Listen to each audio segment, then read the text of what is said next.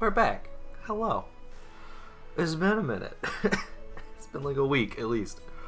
I forgot to check what the day was. But we are back. Happy Easter to all who celebrate. We're back with Anaxa, ready to debate the gods and shatter or fulfill the prophecy with facts and logic. This is gonna be interesting. I've been playing a little bit, just doing some like Divergent Universe stuff. All things are connected by origin and are made of the same essence. Okay, buddy, we're gonna pause you again real quick. Basically, I haven't done any like story stuff, of course. Just been doing like event stuff, catching up on the Zenless stuff, catching up on some fake Grand Order stuff. I've been busy playing some Wizard 101 with my friends. Oh boy, what a time. But yeah, now we're back. I'm excited to see what's up with the rest of the story. I was going through the Divergent Universe a bit more, partially to get some of the achievements that are in there. These typically tie to like a chapter, so there's like 5 chapters left. So I don't think we're gonna get done today, but we can maybe get like halfway or something like that. We'll see. Depends on if the boys want to hop on later tonight, or if I just get tired. I haven't had a nap today. It's a Sunday, gotta have a nap. But we'll see. For now, let's go talk to Kefali. I think, yeah, walk with the divine and ascend the Titan Cliff. Hey Kefali, we're coming. Don't mind us. This will be interesting. Warp. Bam. Got a cookie. Honestly, this is my first time going up to Dawn Cloud's peak. There's a good cookie. I forgot I also accidentally messed with the camera. I'm sorry. What a splendid view. Oh. Isn't it about time you recognize the magnificence Blaze of me. us Titans?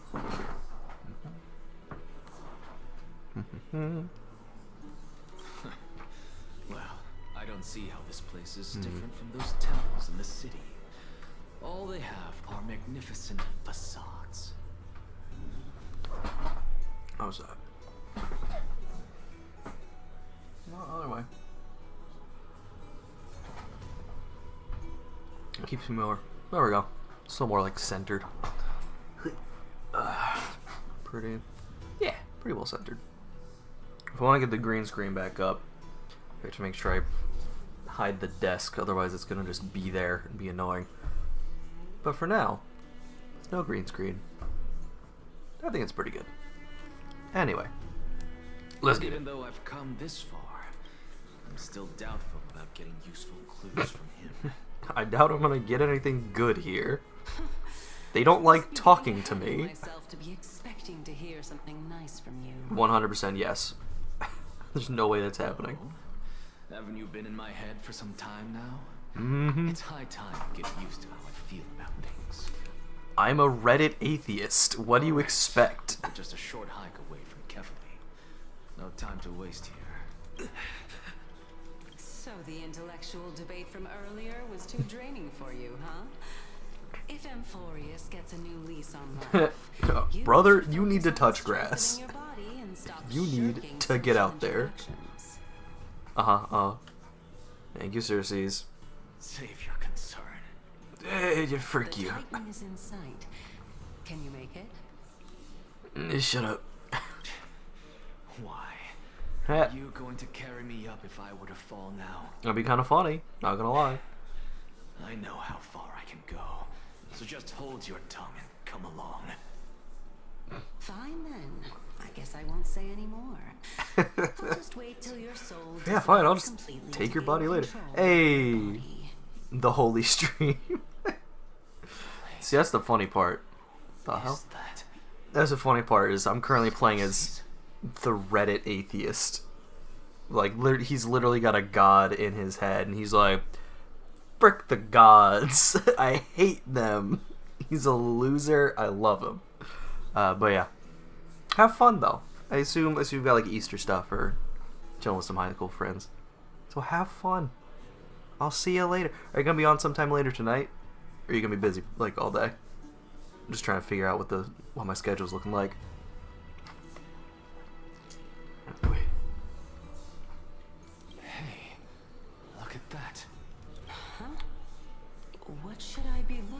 Brother, you are hallucinating. At least he knows. Do we even get to see souls who are close to dying? I suppose. Yeah, this man's gonna die. Current team is mostly support. Makes sense. It works.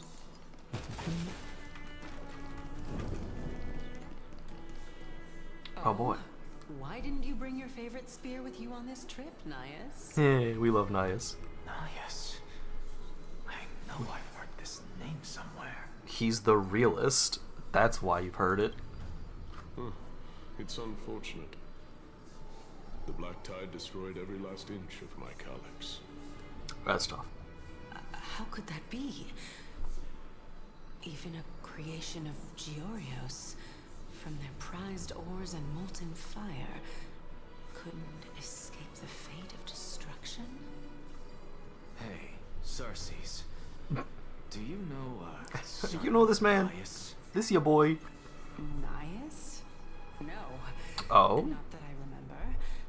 How did you even think up such a strange name? Is he seeing things, or he's got Just Titan saw memory?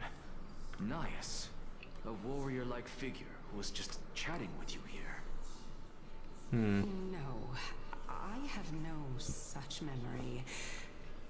Could you be hallucinating? Yes. Could be yes.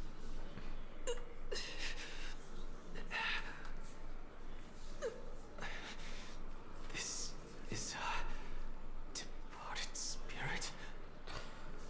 It is interesting that Circe doesn't remember him. Assuming she's not lying, that would mean she's forgotten. Or, All things are connected. buddy, don't make me pause you repeatedly. Either she doesn't remember, like something's made her forget, or she hasn't seen it. It basically just locks back to the first one, of one possibility being that this is like a cycle. Like, I think they mentioned at some point that, like, everything comes back to Kefali. Like, Kefali's like the origin of all souls, so all souls then return to him. It would make sense, especially with Amphoris being like a Mobius strip, something that doesn't end. The Black Tide comes in, wipes everyone out, all their souls return to Kefali. Kefali just starts everything over again. I won't say classic. I feel like I might say that a bit too often. I feel like it's a kind of common theme that I've seen. I might just be saying it's a good theme that I like. Basically, of just the like, oh, there is one god that's still left that's kind of unaffected. He's not necessarily evil, but I mean, if JRPG logic holds, we're gonna fight him. You gotta fight God at the end. So it makes sense if Kefali, the world-bearing titan, the one that's still worshipped, is actually someone responsible for keeping this world on a cycle, and would also explain... Oh, it'd be kind of sick. There's already plenty of theories, and I think it also makes sense. It would feel fitting. Maybe that's also what I'm looking for with the theories, the word just fitting. The black-cloaked individual with the sword made of core flames is Finan. Because it would explain... What was it? Like, he told... Mighty told him, like, oh, I do have a weak point. It's on my back. Like, it's between one of his, like, vertebrae. Or two of his vertebrae. And then you see the black-cloaked figure specifically aim for that spot when they're fighting. So it's like, they showed us that he told just Finan about that, and then someone else happened to know about it? Interesting. So the two possibilities there are that it's some other version of Finan, like he was split in some way, or it's a past version of Finan who's like lived through all this, because again, he had a sword like made of core flames. So it could be that he went through this cycle before, collected a bunch of the core flames. Maybe he's missing one or two, and that's why he's coming back. He's running it back. And that's why then he knows about Mighty's weakness, is because a past version told him. I'm trying to remember if we've ever seen... No, yeah, because Finan was there when the black cloaked figure appeared. I believe. So it shouldn't be that it's him secretly, like that same Finan is him, because we've seen them together. It would make sense then if he was like split, that his other half could exist, or it is a full past version of him, which will also be interesting. But so again, that just tying that back into Anaxa here is seeing memories of Circe's that Circe does not remember, like knowing Naias.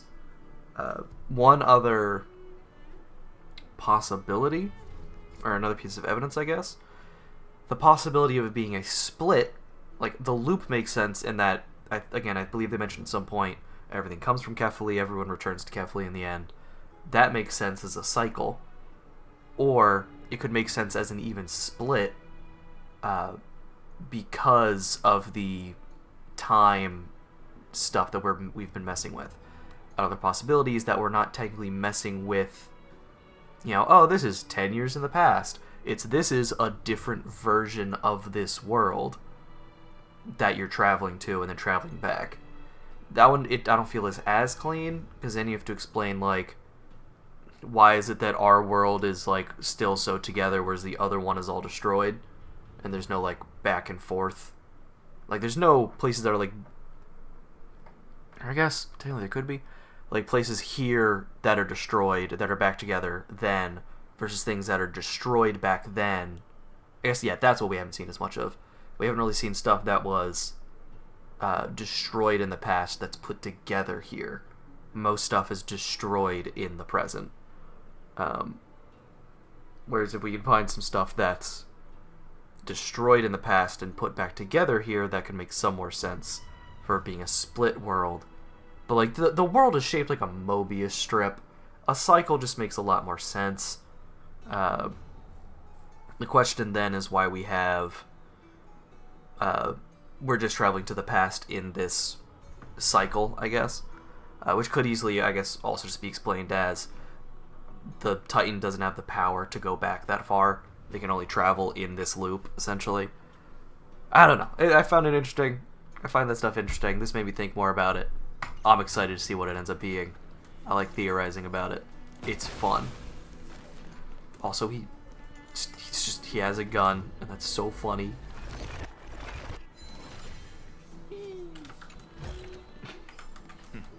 Anaxa's... Yes, Anaxa. Anaxa's a big fan of the First and Second Amendments. I love getting to yap and debate people, and also having a gun. Those are my two favorite things. Okay. And also separation of church and state, because he's like, frick the gods. Right, give me a second. First, don't mind me. Yes, visions of the past from the memories of a god. Whatever, who cares? I need to grab coins with my big metal hand. Greetings. Okay, there's 5. Alright, thought it was just gonna be 3. There's that one down there that I saw. How far down can we go is another question. If we can go below this, there's gotta be something here. You can go down far. Oh, Lord. Where, oh, where has the whimsy gone? Oh, where could it be? Oh, there's a friend. Hello, friend. I got you. I wish to swim against the current of time's river, yet I cannot resist the torrents, nor resign myself to drifting along and giving up. In the end, I am left stranded in the middle of the journey. Perhaps that's just the life of a butterfly. Oh. Sorry, buddy. Oh, no. Oh, there we go. I want to punch this. It's a big ol' eye. It should be punched. That is kind of just... It's one of the rules.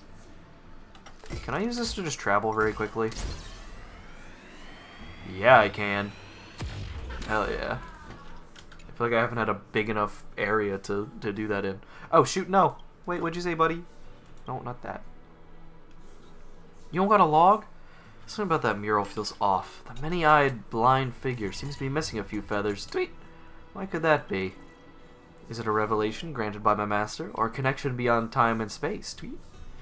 It would also make sense then why the world is locked off, is because it doesn't have, like, time isn't stable. Like, time and space have been messed with, so it has to be, like, Schrodinger's boxed. I just really want to be right about that, because it would be cool. So that's, you know, that's its own thing.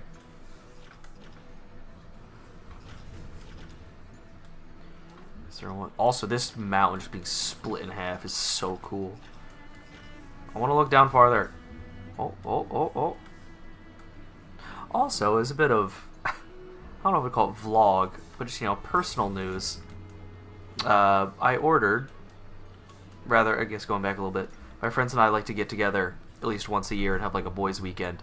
And last year we read through a book that Joel, Mr. Big Fig himself, had his students read. We're like, it's kind of Percy Jackson-ish. It's like, yeah, we might enjoy that. So we read through it. He put together like a quiz, like compiled some quizzes for us. And whoever got the highest score got to pick another book for the next year. I did, because I care too much about school, so it was in my wheelhouse. So I picked The Hobbit, and I have not owned my own copy of The Hobbit, so I ordered one with some birthday money, and that just arrived today. Let me. It's I forget what kind of edition. Sorry, it's over here. Boop. It's got like some like cool like Elvish on the borders. It's kind of blank on the back, but I think it's neat. So I'll be reading this. Oh, it's also illustrated, I think. 1 second. Oh, is that what the little dots are for? Yeah. Rivendell. There you go.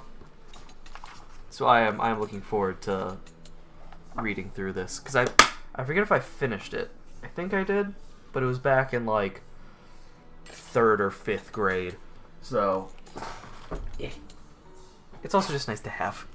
It will sit on my bookshelf for a very long time, and that's also okay. Now, do I need to place this down somewhere? It would appear not, so we will simply disengage. You two again. Child, don't you steal my treasure chest. That is mine. Too shabby. Not too shabby. Oh, you're not just gonna burn it this time? Yes, we were also at 55 out of 160. Oh, I didn't. So, Yes, I know you're there. I got Fugue. Was that on stream? I forget. It might have been. I think it was. But yes, I do have Fugue. She's mostly leveled up. I've gotten to the point where she needs these, and I only have 4 of them. And I also got Lucha up to about the same spot, and he needs 5 of them.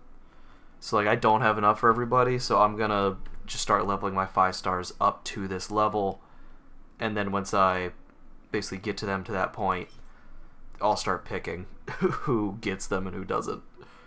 Real quick, synthesize. How many of these can we make? A few. I'm still grinding the materials for it, so when that time comes, I'll be ready. Maybe I might do like just get their top priority, so like get his talent to max level. We'll see, because again, aside from that, I have a bunch of like most of my 5 stars that I use are fully maxed out, and some of the 4 stars that I have, was it Qingque? Bailu is not. Like all of them are. She's not actually, which is wild. Where? Oop-a-doop. Oop-a-doop. Let's see. Do you guys require? Yeah, like even those require it. So like I need to keep at least 3, so the next character I unlock, I can actually make sure I fully can unlock them. Yeah, she's got most of hers unlocked. Natasha Gallagher, of course, has his full. Did I do like anything with Hook? Not really. Pella is most of the way. Herta's all the way. I got Mots up because I was like, he seems cool. He's with the Fei Xiao group most of the way. Like, this is why I don't have material. I did use Sampo for grinding, like, experience in particular, a lot early game. I thought she was pretty cool, so I leveled her. She's pretty well leveled up. I could, just so that it's done. She was maxed, yep, because she was a pretty good healer for a time, and of course she's maxed. I don't have materials anymore. Is there... Let's see, is it F2? There's one... Is it just one more, I think? If I don't buy the battle pass. Yeah, there's literally one more. I can get up to 5. Woohoo! We're getting there. Anyway, onwards. Enough about me. Did Kaos ever reply to you? Well, Oh. regrettably. Or this isn't Seems like Cersei's. the price of becoming a demigod is a lot heftier than we thought. Oh, no, that explains it. See, sometimes I need to yap less and just story more. It would make sense then that possibly these are just the demigods who took on the core flames, and that's why Cersei's looks like her. This isn't actually Cersei's, it's whoever took her core flame last. Chaos. I've never heard of this person. Which Titan's authority did he inherit? Oh, Zagreus? It's pretty chaotic. Look on the bright side, Nias. Since we've come all this way, I doubt he'd snub his old friends, would he? Let's just hope we mean as much as the world to him. Oh, is it Kephalese? Hey, are you seeing that same hallucination? I want to know. Please tell me. I'm the knowledge lady. It's still you and Nias, but you're now talking about a certain Chaos. Yeah, because we don't see a name when it's Cersei's talking. Companions. So it's probably her, Chaos? less like inheritor. This name sounds just as strange to me. I'm still going for the loop thing, though. I still hold to Never that. mind. I think I know what this is about. If things are as I thought, then they aren't hallucinations, but the souls of people. He do like talking about souls. But if those are the souls of the dead, then what am I? Aw, another soul just of a titan? Beats me. For all I know. Or sorry, just what's an that illusion version I of her, conjured is up what in she my means. dying moments. Let's just keep going. As long as I take in more sights and hear more stories. I want to know more. Know your limits. Wander too far among the dead, and even I might not be able to save you. It's like, I got this.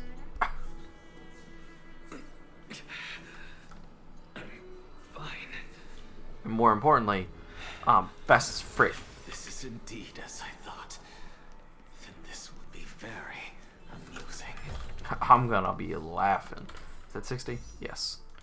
Okay, 100 more. We can do another pull. Oh yeah, but just to say that I am now... I've got her. I've got both of them. I'm going for Jiao Zhou. I'm only at like 10 in though. Like I think 15 now. So like it's not a high chance I get him, but I'm still building pity towards when an X comes out in like a week. So that'll be fun.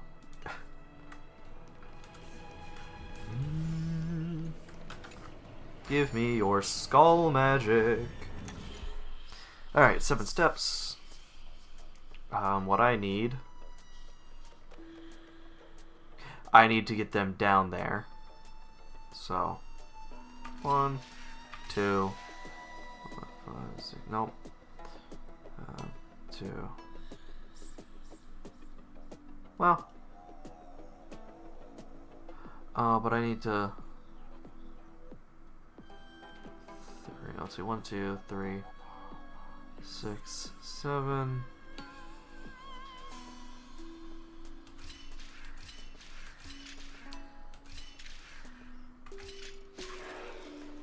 Ah, frick. Okay, we're good. He'll drop down. There we go. Haha, you're not even done yet. Got him.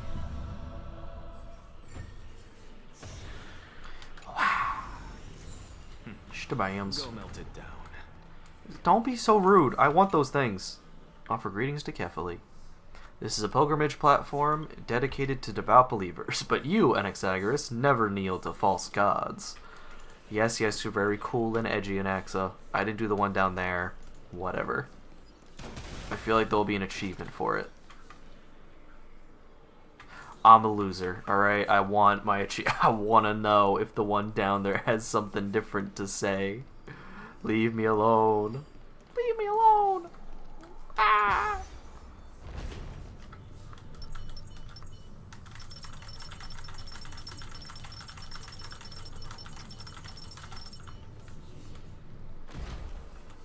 Locha looks so cool too. Like I was playing some Divergent Universe and I was using this team, the Casters team, and I appreciate Locha so much now. One, the man is dripped the hell out. Two, his healing's crazy. Like you use his ult and skill once, or just wait for someone to get below half health, and you just have a field where every time someone attacks they get healed. Okay, dagnabbit. It's the same. Get him, Tribby. It does feel like you're running faster when you play the small characters. He's wee.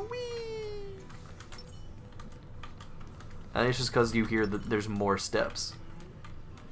Like they have to step more times because they're tiny. Wee.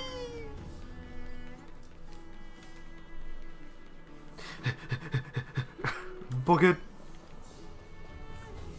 Almost there. So, you good? You tired? Can you keep going? Freaking scholar. Of course. I'm just...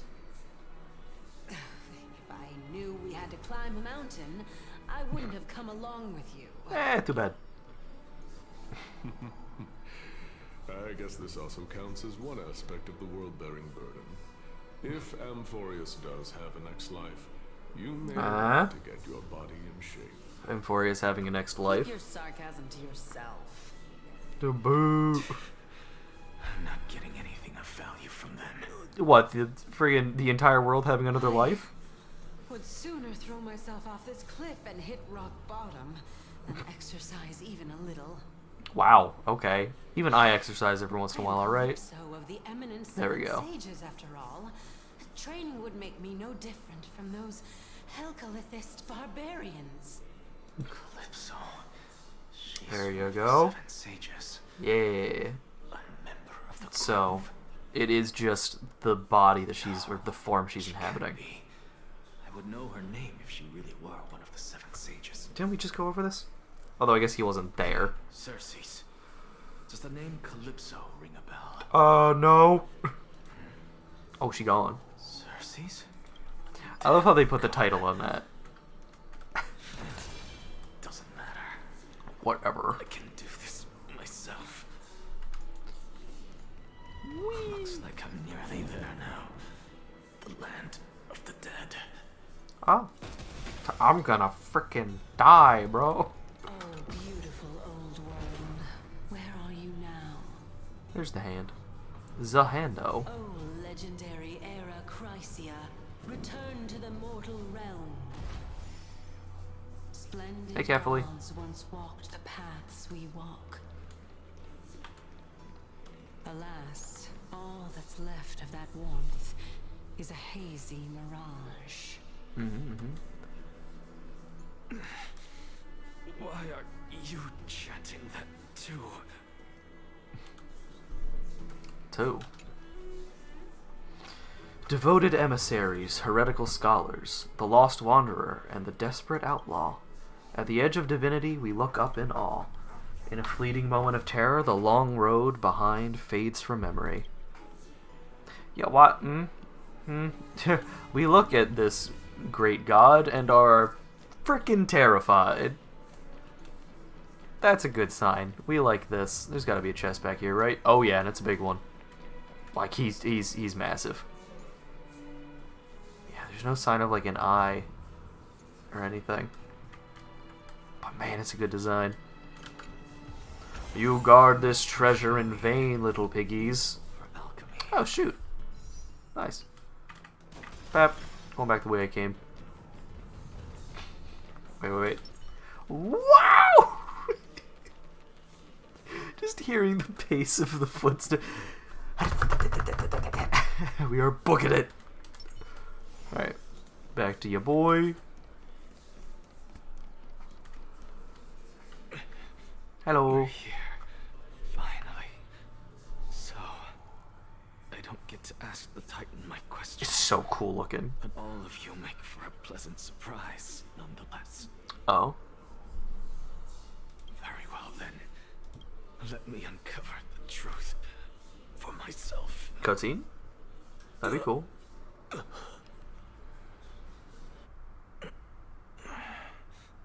Did I still fail to make it in time? So, I'm back Oh, yeah. here again. The land of the dead. This is... I can hear it. I hear it from the depths of the tides, behind the closed doors of the void world. A voice ready to tell me something. This time, the voice is a lot clearer than before. Yeah, bro, you're dying. you are on the brink of death. Oh, it's some good art. Since we've come this far, let's just wait.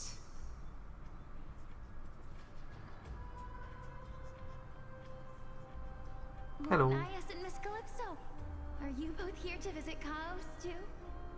I'm getting near vibes from the music. Yes, and we've been waiting for quite some time now. Is that Yanis? Does she have wings? Regrettably, he hasn't answered us. The worst case scenario is that he's already been overwhelmed and crushed by the world-bearing burden. Yeah. You're overthinking, Lord Nias. I can still sense Chaos' soul in the area. And besides, we both know Chaos' nature. A deliverer like him wouldn't fall so readily, much less give up on all that he holds dear. Isn't that so? Yes. I have faith in him. Yeah, he's got this. That reminds me. Why are you making this trip alone, Polixia? Oh, my sister needs more time to make sure the flowers are fine.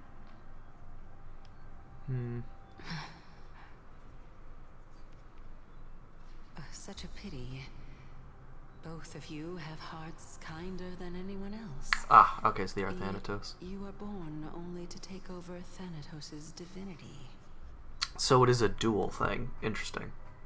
Which I think is going to come up Everything that I see and hear this time based on some things we've has heard. left me shaken to the core. I am confused What as may hell. seem like a mundane conversation is in truth a once-in-a-lifetime exchange that has revealed the ultimate answer to Cersei's question. Okay, that's a nice Conjecture reminder. has taken shape What the question and is. must now be solidified into a theorem. Next, I only need to seek verification from Kefali. By doing so, I want my body can back. answer Cersei's question and reclaim my body. What the hell? But no, I will not do that. No, I'm That good. isn't important. No, it's okay. Because another one of my conjectures, one that I have always dreamed of proving, has been proved right this very instant. Hell yeah. Fusing a mortal soul with that of a titan to replace said titan is not a ludicrous idea after all. Is that just what's been happening? That's just how this works. Oh, Don Hung. What are you Oh, I'm gonna have to get rid of this. What are you thinking about? 1 second. Ah, gotcha. Oy. Just amazed at how this towering tree is Cersei's divine body. It's a majestic sight. Is that so? You don't look the slightest bit amazed, though. It's Plus, cool. You seem It's to not the be first time, strangely but... familiar with the city around the Great Tree. Merely something from the past that I won't go into. Events of the past, huh? I was also a child when I looked up at Circe's.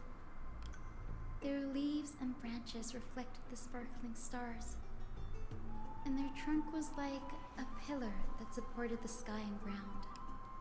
I stood at this very spot back then, imagining the day when I could climb to the top of this tree, because I would be the closest I can be to the sky at that spot. You're a sky priestess, yet you study at a place that is home to the Reason Titan. That's rather counterintuitive. Don't read too much into it. I mean, can mortals even hope to reach Aquila's realm? They're a strict and draconian god. They Nothing won't allow like that. Circe's. Reason is willing to share what is theirs with others, but Sky only expects people to revere them. You get what I'm saying, right, Denny? Nice, After all, Daniel. The titan that imprisoned you and Grey here in Amphorius is none other than Aquila themselves. So it would seem. Yes, I didn't count on provoking the ire of a local god. But there will always be people who dream of soaring towards the sky. The Grove has a wealth of research on Aquila, and that is exactly what we are here for. Nice. It's just... I never thought Grey would meet with something like that before we set off. As a physician, I should have been there by his side. Tough. Put the wrong line in there. Bad luck tends to come in streaks, so don't beat yourself up over it. Besides, Aglaya needs you here to uncover the truth behind what happened to the Grove.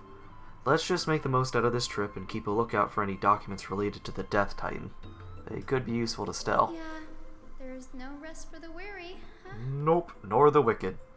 In any case, what we're looking for could be anywhere in this enormous grove. Let's split up to cover more ground. Split up, gang. Danny, with your skills, I'm sure those monsters born of the Black Tide will pose no threat to you anyway. Oh, we don't get to see your kit? What about you? Will you be alright on your own? She just pulls out like an AK.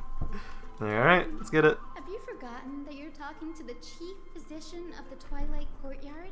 Okay, that's a doctor. That's not... I'll be just fine. You're a doctor, not a combat medic. The silence in here is near deafening. With the vast amount of knowledge it holds, this academy is akin to a labyrinth of information. Even the cleverest of scholars could easily lose their way in here. I should gather my thoughts before heading in. How do we leave? In the myths, Aquila, the titan who reigns over the domain of the skies, is a colossal bird that overlooks the world beneath them with 100 eyes. As long as they continue to soar above the clouds, the people of Amphorius will remain trapped on the ground. Hyacinth's forebearers were priests who worshipped Aquila. No one is more familiar with the taboos of the Sky Titan than her. Seeing how Aglaya has sent her here as a guide, it's possible that she plans to have Hyacinth take on the trial in the future, or take on a trial in the future. In Amphorius, Titans are a common topic of discussion. People create myths that, in turn, conceive Titans. It's a tricky task to keep an objective view in among the people of Amphorius. Is there a way to step out of the situation and look at it from a different perspective? Oh? Oh. Titans and Eons are two distinct classes of beings. Titans can communicate with us humans, and it's not impossible for us to overpower them. Upon their demise, we can even take over their divinity. In this regard, Titans can be said to be a lot more similar to humans than Eons are. Chrysosaurs are humans who possess heroic qualities, with most of them demonstrating extraordinary combat prowess and strength. Upon clearing a core flame trial, a Chrysosaur can even ascend to a demigod and inherit a Titan's divinity. Wait, something about that feels off. Is this a selection process of some sort? Like, I wouldn't be surprised if even the... Again, assuming this is cyclical, the Titans are... Let's see. Because I'm trying to think of if there's some way it would make sense. like, if they have to conserve souls or not. Like, if there's less people in the world than there used to be. Because one way I could see it happening is that the Titans have some power to start with, but then as Chrysos heirs become demigods, their souls then become a part of the god and make it even more powerful. So each of the gods are really... The reason they have strength is because they're made up of however many souls. So that could... It would be another interesting twist if, like, Kefali is, like, the origin of souls and of this cycle, and it was basically humans that then are like, oh, we have a way to generate souls, so if I take some souls and they become part of mine, when I get, like, reincarnated, essentially, I'll be more powerful. And so they, like, it would be an interesting twist if basically Kefali isn't the, like, is, like, a very big and important god, but is actually, like, not supporting the world out of goodwill, but is, like, trapped there by the other Titans. Like, they've forced this weight on Kefali so they can't do anything, like, do anything about the situation, and so the world just keeps getting reset, like, destroyed, and Kefali restarts it, either out of, like, obligation, or, like, it's a natural instinct, or they're being forced to. They gather all the souls, basically reincarnate them, but then the other Titans are just, like, certain humans that took on more power and then use the reincarnation to, like, just grow more powerful each time. That would be really interesting. I doubt it's that, because there's nothing I'm basing that off of, other than that they mentioned a selection process here. But that just means that the Titans are selecting souls that they like, which would imply they're growing with each, again, if there's loops, each loop they're growing, or they just need new hosts to sustain them, something like that. That's the only thing we really have evidence for, or that we have a inkling of, like, something this could be pointing to, I guess, would be that. The whole Kefali thing is baseless conjecture. So, also because Kefali has their own, like, they have their own inheritor, so it wouldn't make as much sense. They're not really left out of that process. But again, it could be that, like, someone is forced to take that role. Anyway, the Journey of Prophecy. Guided by the prophecy, the heroes are on a quest to reclaim core flames and usher in the Era Nova. Their efforts have seen gratifying results to date. As I expected, the prophecy is the hardest to make sense of, but with barely any information to go on, no matter how much I ruminate on it, it won't yield any results. I should leave this for another time. It could, the one thing the prophecy points to is there only being one person left, which could then make sense as kind of a reverse of what I was just saying, where Kefali is basically the origin and is behind everything. And it's like, yeah, every other Titan gets a new soul, but there's only going to be one left in the end, and that's mine. Like, all of you go do your thing. Oh, other Titans, get a new host. I'm going to get mine.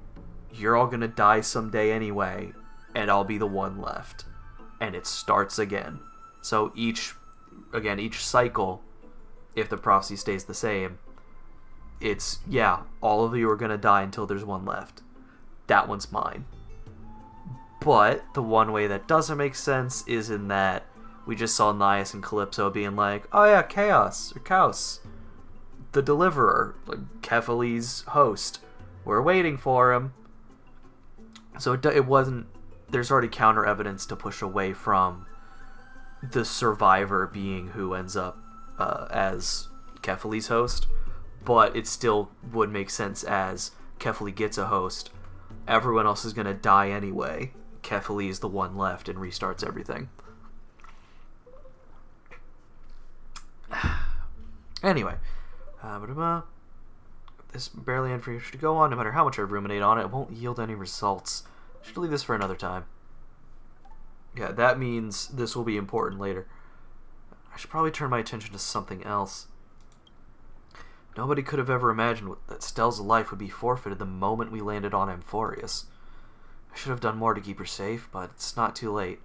We still have a fighting chance. The unique rules that govern life and death on Emphorius might just work in our favor and save her. The Grove is a veritable library of knowledge. It's literally a library. Like, what? Like, there's so much info here. Like, that it just is a library. Maybe it'll have records on a similar case? Please let there be one. Anyway, let's get moving. Are we going to have to fight as just Dan Heng? Okay, no. Whoa! Oh, well, I guess I finished the one. We're with the... Wait, don't tell me... This would be so funny. If there's like... Oh. Didn't even finish saying it. There's a... Hey, you want to play as Dan Heng? Bet you've never played as Dan Heng before. I'm okay. Although I could go... 1 second. Real quick, let me... Oh, no, because I want to set up the team itself. 1 second. Go back. Go back real quick. I need to do this. I don't think there's an actual good setup for this. I'm also very quickly running out of slots. But I want to. We're going back and we're doing... How do we want this set up exactly? Okay. She's just at the bottom. You're coming with? I'm keeping score.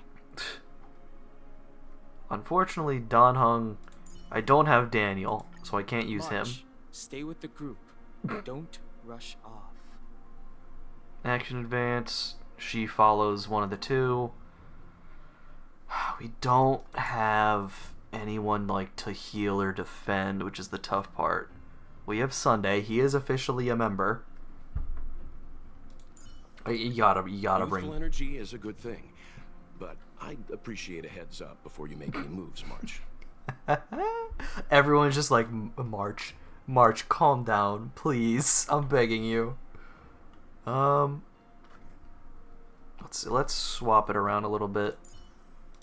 Welt's got to be the leader.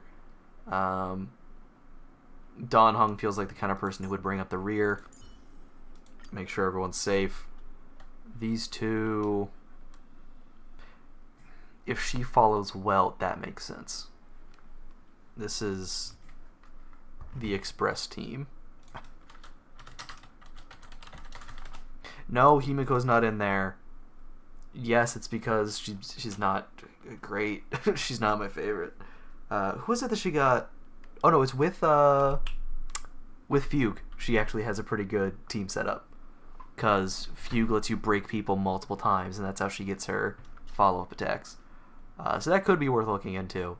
But for now, I just think this is a funny, silly, fun team. Got a debuffer, DPS, support, DPS. Great team. It's gonna go wonderfully. Just so that's there. Also, we have enough to do a pull. Almost two. Hello, Jiaoshu. Bop. Pop. Alright. Also, I need to check this real quick. I need to know, how bad is it? Come on. You know, actually, it only keeps track of your last, however, is it time-based? Yeah, no, I haven't done. At least, yes, 6 months. I might have done some, not in the last half year. I don't pull for light cones. Because I'd, like... I want the characters. I want to get all the, like, if the game gets to the point where I've gotten most of the characters I want, I've been able to save up some, then I might start pulling on light cones on like reruns and whatnot. Until that time, I'm trying to actually get characters. So, oh, and that was the one thing I was wanting to check as well is it's 4 left, right? For the story? No, 5. Are we already at 5? Whatever. Bop. Oh, well. Bop. I want to know. So now that I know the formation... Welt. As the protagonist of your own story, it's up to you to overcome and forge ahead. No. Pop-a-dop-a-dop-a-dop. Get marching here. Mr. Yang's here! Yeah! Did I just say that out loud? Yes. As we all should. We love him. March. He's the best. Stay with the group. Don't Yes. rush off. Switching the order. Just feels right. Okay. We're gonna die. We're not making it out of this. Oh, it's not gonna go well. Eh. Fastest frick, boy. Woo. I also haven't like fully explored this area since coming here. Wee. This will strengthen our position. Yay. I forgot that some characters are getting buffed in the future, and that's awesome. Do we have to redo this? No, we just got it. I was like, we've done it before, but not now. This is another story bit. Alright, got the full heal. Let's see how this goes. Black monsters are twisted in form, and their life has turned to ash together with their souls. It's impossible to figure out their form when they were still alive. That's the other thing that makes less sense for a cycle in terms of conserving souls, is that they've made mention of like, oh, their souls are gone. Although I could see, it says their life has turned to ash together with their souls, so the souls have turned to ash. It could be that their souls have been taken out. So like, it's just the husk left. Basically a nobody from Kingdom Hearts, where it's like, oh, your soul's been removed, so what remains is just a mindless monster. But also, there's no explanation for what the Black Tide is. It would be interesting if it is part of Kefali. Again, like Kefali sets everything out and then slowly draws everything back to themselves. But I don't think so. But yeah, the souls turn to ash makes me think less of a cycle.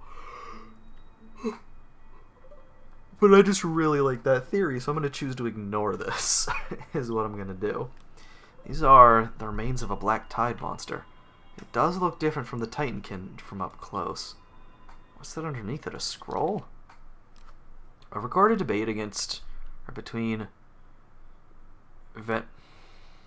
Venerationist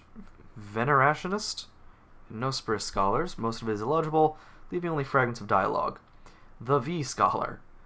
We all recall that state that dared touch the sky, but what were they really? Just blind masses manipulated by ambitious politicians who dared challenge the Titan's authority. A completely meaningless attempt, an absolute mistake. You Venerationists have bowed to the Titans for so long, you've forgotten a scholar's true purpose? Making a mistake does not mean the act was meaningless. Even those students new to the Grove understand this from basic logic lessons. An entire city-state reduced to ashes proved the skyship's construction was a mistake. To me, that's precisely the meaning they achieved through sacrifice. Am I hearing this right? Such a statement, are you converting to Venerationism? No, I'm simply examining the matter from another perspective. Interesting. As I expected, the Grove doesn't forbid discussions about the sky. It's a debate between two scholars about the sky ships. Aglaya also made mention of the ships when she interrogated us. A memory I'd rather forget. I'll hold on to this for now. With any luck, this journey won't leave us empty-handed.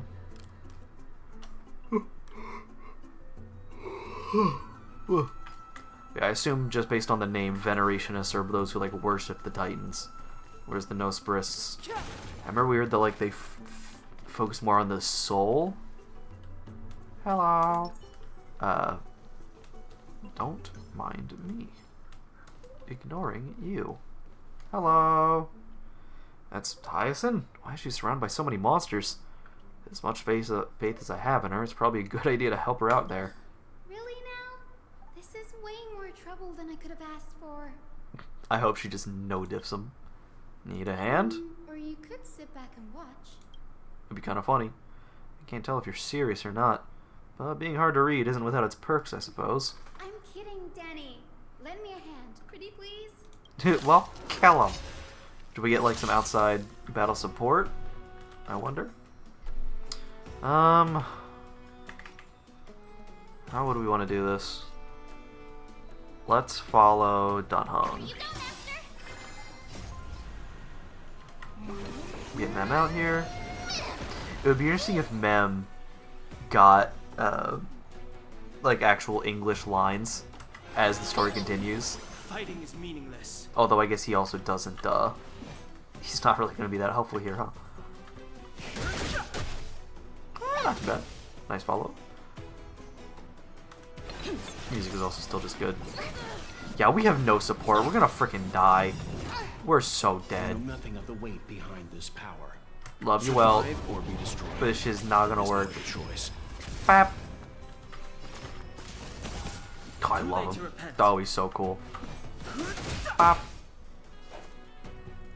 You know, sometimes you're not meant to, you know, actually use the support character.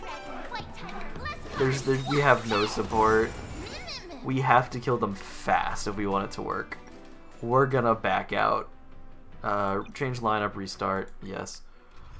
Okay, gonna go back to the caster's team. We're gonna do this. There she is. Do not worry. Wait. My curse is a blessing on the battlefield. Certainly. Hello, Treeby. And promises you that everything will be fine. nice. I do need to know if I add Welt when Locha's on the team. As the protagonist of your own story, it's up to you to overcome. Yeah. And forge ahead. Yeah. I want to hear you talk shit to Locha. That everything will be fine. Thank you, Treeby.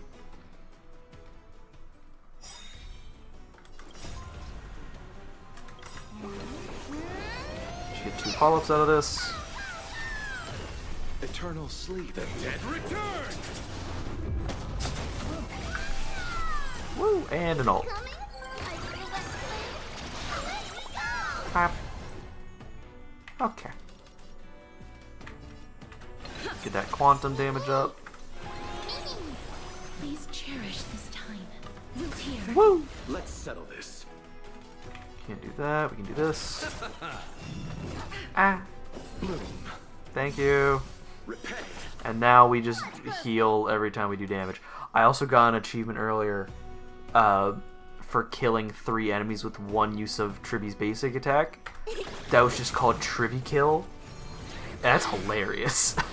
Personally, that's hilarious. Hey, stop it. Alright, don't appreciate this situation. You chose That's the wrong working out. enemy. You've chosen wrong. Life is not so fragile. Explode. Yay. Anyway, we're back. This place is practically in ruins. What happened? There shouldn't be this many monsters here. The black tide is remarkably quick to detect the light of Amphorius. So or rather, the blessings of the Sky Priest in me, might have unknowingly called them to me. Here we go. Anyway, Ignore that though. Don't worry about it. Here, you might want to have a look at this. I found it around here and thought it might be of interest to you. Oh boy. Hey, debates part 2. Euthyphro? Yes, Euthyphro. Well, then enlighten me. What exactly do you mean by examining from another perspective? Oh, so that's... Euthyphro is the Nospris, right? No, wait. No, because he was... whatever. Simple. You see, when we stand normally, the sky is above. When we stand on our heads, it's below our feet. I don't even want to know what kind of situation inspired you to make such exalted theories. By the way, I have a student who loves to write satirical comedies, and once wrote about a fool who could not figure out a question no matter what. As I said, there's no reasoning with you Venerationists. Oh no, so he was a Venerationist then. Huh. But wasn't he Anax's mentor? Like, as a Nospris? Like Dromus is huge, yet always gazing downward at the earth. Well, I want to be the wasp that stings the Dromus. What if that state tyrant's defeat simply proved that among all paths to Aquila, the skyship was the wrong one? Yeah, it's him. Anaxagoras, you impious blasphemer, mark my words. You'll eventually answer for your sacrilege. I doubt your students, or that young teaching assistant girl, have any idea what secret research you're truly conducting. Anaxagoras, he's the scholar who fused himself with the core flame of reason. This is new. I didn't know Professor Anaxa was researching this guy. He's never mentioned anything about it. He's a secretive fellow, you know? Finon said Anaxa might be opposed to the flame chase journey. Might is an understatement. So, you know, he hates the gods. He is. Never been one to venerate the gods. Nor has he ever found it within himself to put any faith in the prophecy. People have come to think of him as a heretic. Even in a place He's a bit of a heretic. as the Grove. Just a bit of one. Yet, Yeah. it is also this very blasphemer that Cersei's favors. Fate sure works in mysterious ways. I picked up a scroll on my way here, too. Looks like it may be related to the one you're holding. Oh? Let me have a...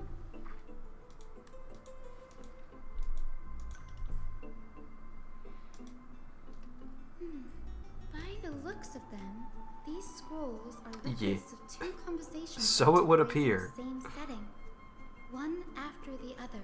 Yes, that's why one is marked 1 and one is marked 2. There's still much I don't know about the Grove. Do you mind if I ask you a few questions? Go ahead. Okay. Who are the Venerationists? They just worship the gods. 7 schools of thought. While all 7 schools are founded on the ideologies of Thalesis, the first scholar, each is unique in its own way. Among them, the Venerationists revere and worship the Titans the most. Yeah. They As venerate the them. sage of the Venerationists, Euthyphro has always been at loggerheads with Anaxa.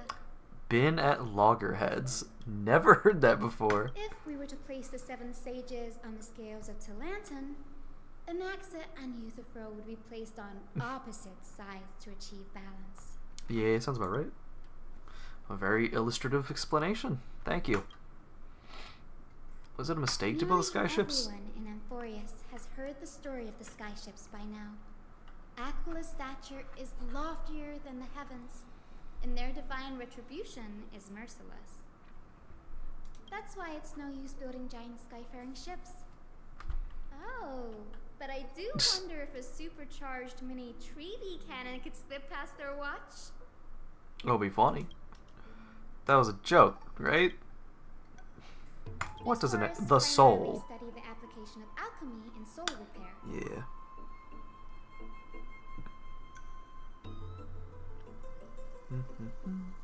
There we go. Everyone considers Anaxa a blasphemer, but that has never stopped him from sharing his ideas, no matter how taboo. If you must say that he's hiding something, then it's likely what lies beneath his eye patch. I've seen his ult. It's cool as shit. That's what it is. And also the fact that he did a Full Metal Alchemist Brotherhood. Anaxa often says that every failure brings us one step closer to the truth. That is not what he sounds like at all, but I respect it. Perhaps, to him, the crash of the skyship carries a different interpretation. The firmament is not impenetrable. On the contrary, it was precisely because the skyship represented the first step Yeah, like toward where- breaking free from the shackles of the earth. Where most people are like, oh no, we should never do that again. It got us in trouble. And Axel's like, Punishment upon itself. why'd you care though? I'm sorry. Do you not have absolute power? Could you not just stop us if we actually crossed the line and attacked you? Are you saying that we're a threat? Interesting. We could threaten a god? The Fascinating. majority of the Grove's research on Aquila was headed by the Venerationists. Ah. With sacrificial rituals making up a Ah. predominant part of their findings. We just sacrificed folk. Discourse about more esoteric subject matters in relation to Aquila dwindled even further after the skyship incident. So much so that even this scroll is completely new to me. Don't worry about it. We'll just collect everything we can find on the Titans for now. There's something else that caught my attention though. This says that Anax is conducting secret experiments of some sort. That's what I'd like to know. What are these experiments he's involved in? Even I, the assistant lecturer, know next to nothing about them. Oh, interesting. 1 second. Log. We probably can't see the whole thing though, can we? Nah. Because he mentioned something like, oh, that girl that's helping you. I forget what he said about her though, because that'd be her. Assistant lecturer. I have a bad feeling about this. Don't mind me. Could there be more to what happened at the Grove? I like how the audio changed there. That was cool.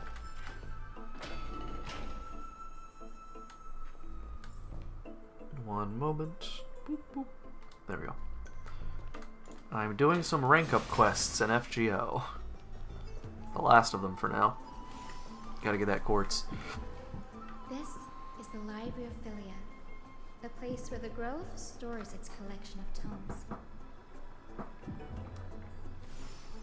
Other than books written by the 7 schools, you can also find philosophical texts, ballads, and religious writings from the Outlands here. Cities that desire to learn from the Grove were apparently expected to contribute knowledge of equal value to what they saw. Equivalent exchange. It's a classic. We've had more than our fair share of hilarious episodes over the years. For instance, it's said that the Erythrocheramists once borrowed a manuscript from a certain author, but ended up returning a copy instead of the original. What's more, Lordy, we the stole. manuscript was supposedly Okay. then hidden here. That doesn't seem like a nice thing to do. Nice? No need to hold yourself back, Danny. So, oh no, they straight up stole that shit. That Their behavior was thievery. different from bandits. Well, if you don't mind, did the Grove ever rob Castrum Kremnos? You've got me there. Some said you couldn't even find a dictionary in Castrum Kremnos.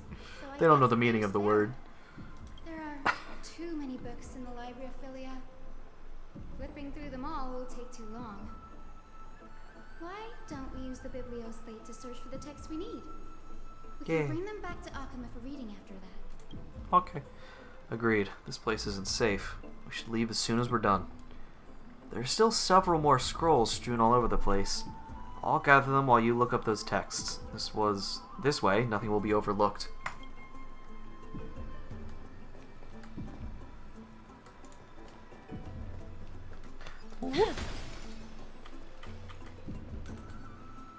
Investigate. These are complaint letters from the scholars about Anaxagoras the Blasphemer. There's a thick stack of letters. Based on the dust accumulated in the perfectly intact seals, the complainee did not even bother opening them and just chucked them aside into a corner. This is about Anaxa? I should read this. Iason, you should come have a look too. Ugh, it's so dusty in here. Whoa. Are these all complaints about him? Certainly. I can already see what they must have written. Anaxa has no respect for the gods. His very existence undermines order in our society. They're probably all things like that.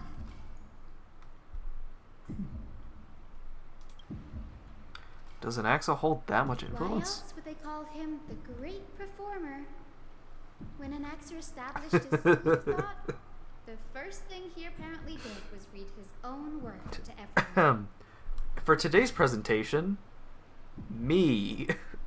I've decided I'm doing my own class. Are the Titans truly an accurate reflection of what humans think gods should be? Worlds created by gods are indubitably perfect, but what of Amphorius? Only The problem of foolishness and original sin. insensitivity Got it. everywhere you turn. Oh my. And uncanny impersonation. What happened after? He marched him straight to the seat of judgment before he could finish. No, you're going to jail. Sorry, buddy. You're going straight to prison. Though what he took on in the end was more of a debate than an actual trial. He had to address every one of the scholar's allegations, or face expulsion from the group. Every single answer was, bro, I'm just asking questions. The first allegation was... Do you agree that since the Titans created the heavens and earth, so the mountains, rivers, and seas must likewise be their creations? I mean, I guess you could also say that, like, the current state of, like, a river or a mountain, like, due to erosion, it's like, are the gods, Titans, like, constantly acting on those, or does nature take some role in that? Am I supposed to put myself in an Nexus shoes and answer that? Yes. As told in the myths, the seas, skies, and earth are all, beyond a shadow of a doubt, creations of the Titans. Naxxter would have probably been spared a lot of trouble if he had answered Oh. this way. Instead, he quoted past instances of the Flame Chase journey and posited that humans have the potential to take over the divinity of Titans. See, that's also interesting, though, is that they mentioned past instances of the Flame Chase journey. So, is it even... Let's see. Technically, another possibility would be that, like, there isn't, like, a world resetting cycle, but rather, like, just the Flame Chase journey itself has been tried throughout history, which they seem to imply here. Like, it's just been tried before. And we saw Nias and we saw Calypso, who were previous members, but the odd thing there is that Cersei's didn't recognize them. Past instances of the Flame Chase journey. Like, has it already been said that the world is cyclical? And, like, they just know that? Like, what's... Needless to say, his critics didn't take kindly to his answer, so they followed up with a second allegation. And they hated him because he spoke the truth. You claim to be studying souls, yet you are, in fact, defiling them and committing acts condemned by the gods. What? I would never.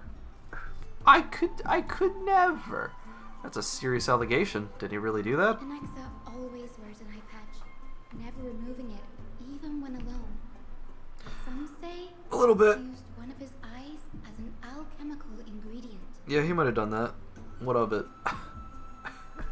I did it. What you gonna do about it? The world owes their safekeeping to Kifili, and this is even more so for the Chrysos heirs who have divine blood coursing through them. If he has really done something of that nature, then it'd indeed be sacrilegious. Thankfully, they had no way to prove it, so it amounted to nothing more than an allegation in the end. One by one, Anaxa engaged in wars of words against those who would challenge him. The one thing he answered simply, In the end, no.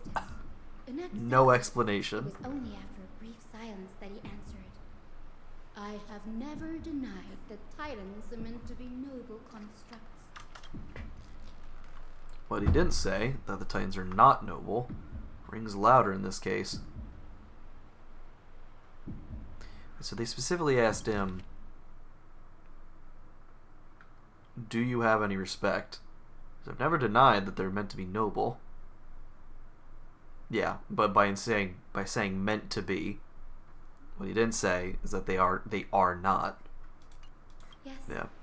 I'm not sure how that controversy was eventually resolved, but what's for certain at least is that Anaxa was allowed to stay in the grove. Everyone still hated him, but they didn't kick him out because he is actually that By guy. the way, this stack of complaint letters has reminded me of a place in the grove. Nice. We may find I'm talking about Anaxa's alchemy lab. Ah. Given the Grove's meticulous approach to archiving, could there really be such an oversight right under their noses? A well-kept secret. Among the 7 sages, excluding the nominal chief sage, each has a private sanctuary where they can conduct research undisturbed in their free time. Huh. Even the administrators of the Library of Philia are restricted from access Fun. to these places and documenting the Terrifying. research. With the grove in this state, I'm sure Anaxa won't be mad even if we sneak into the lab for a short while. Right? It won't be fine, right? What is this? A record of many research topics is Caprist scholar had applied to, and the replies from their school sage about these topics.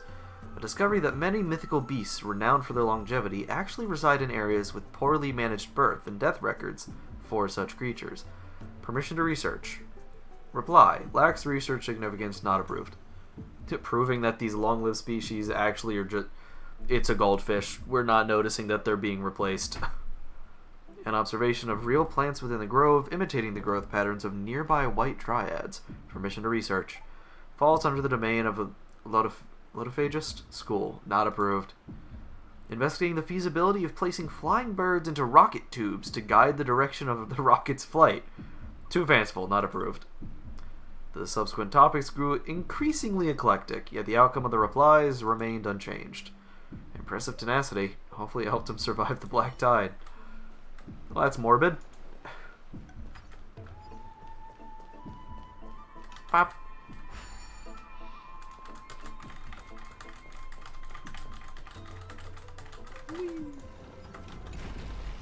Onwards.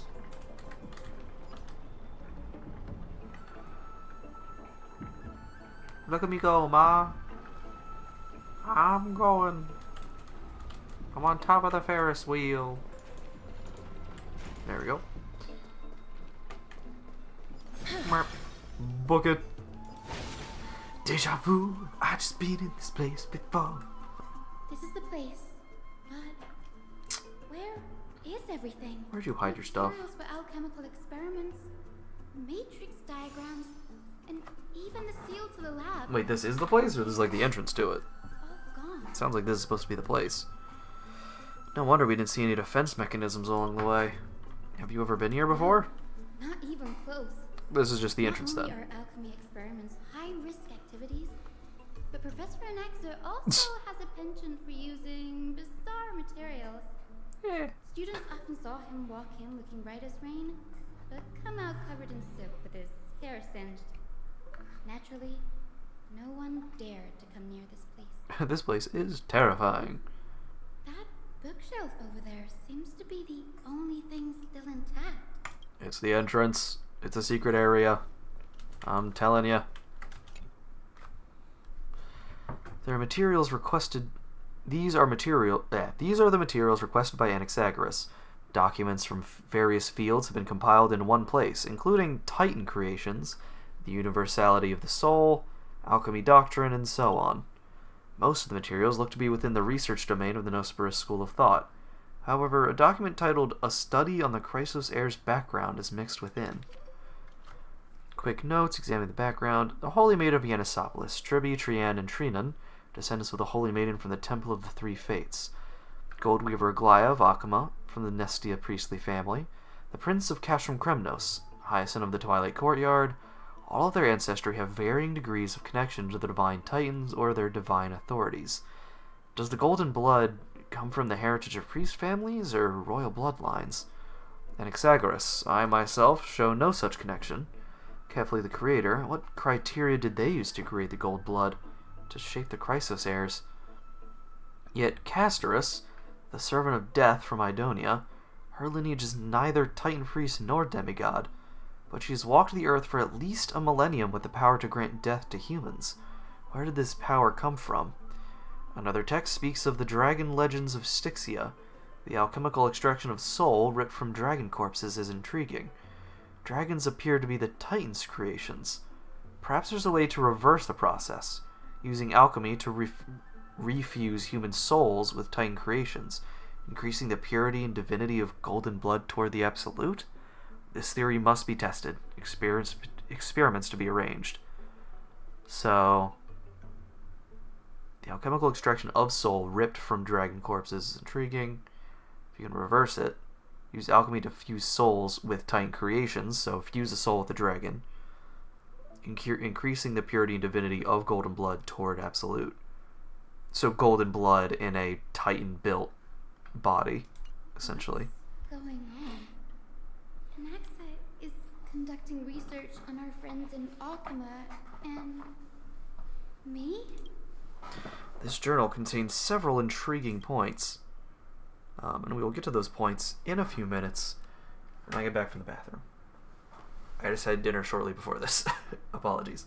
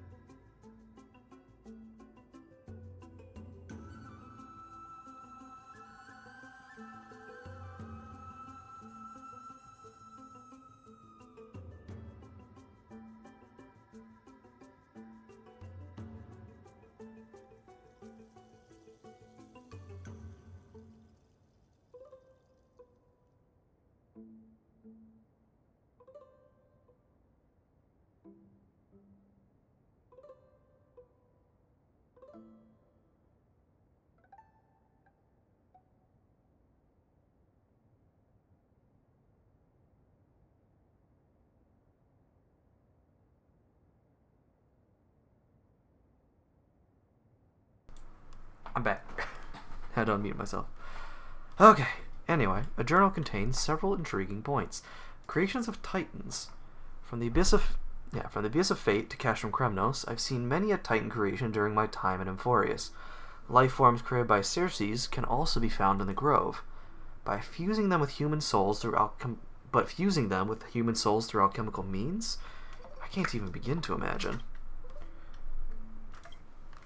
Anaxa seems to hold special interest in the divinity coursing through the Chrysos heir's veins, and has even conducted a thorough investigation into the hero's backgrounds. It wouldn't have been so strange if he had focused only on Cassie, given her own curiosity about her origins. Plus, considering that the Noose forests have crafted omnipotent medicines capable of curing diseases, it also makes sense that he would conduct research on immortal Chrysos heirs.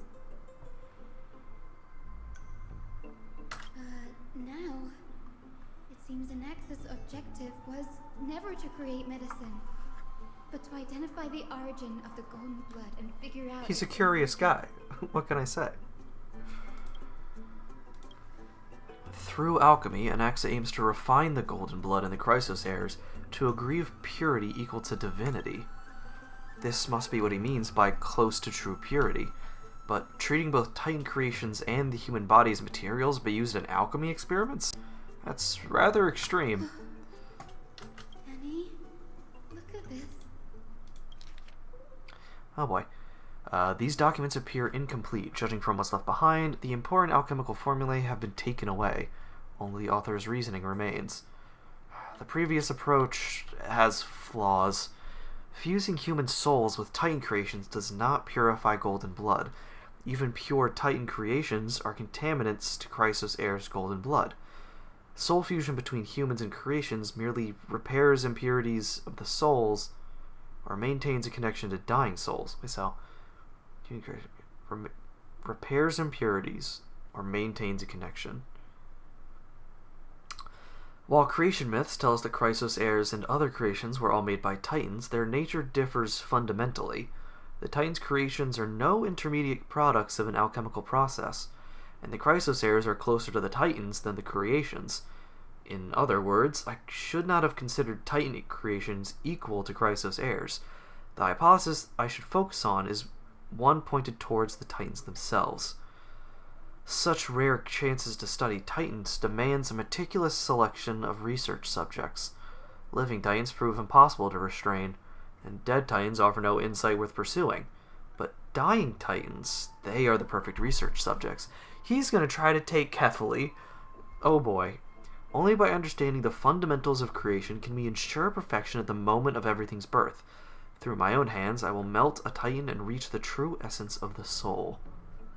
Oh boy. My biggest fear. It's come true. Anaxa was carrying out experiments on soul transmutation. Do you mean he's trying to reconstruct human souls alchemically? Yes, this is what he was secretly conducting research on. Something he had to keep hidden from others. Okay, we call him the blasphemer. This is the real shit, though. This is the real blasphemy. He doing some actual blasphemy here.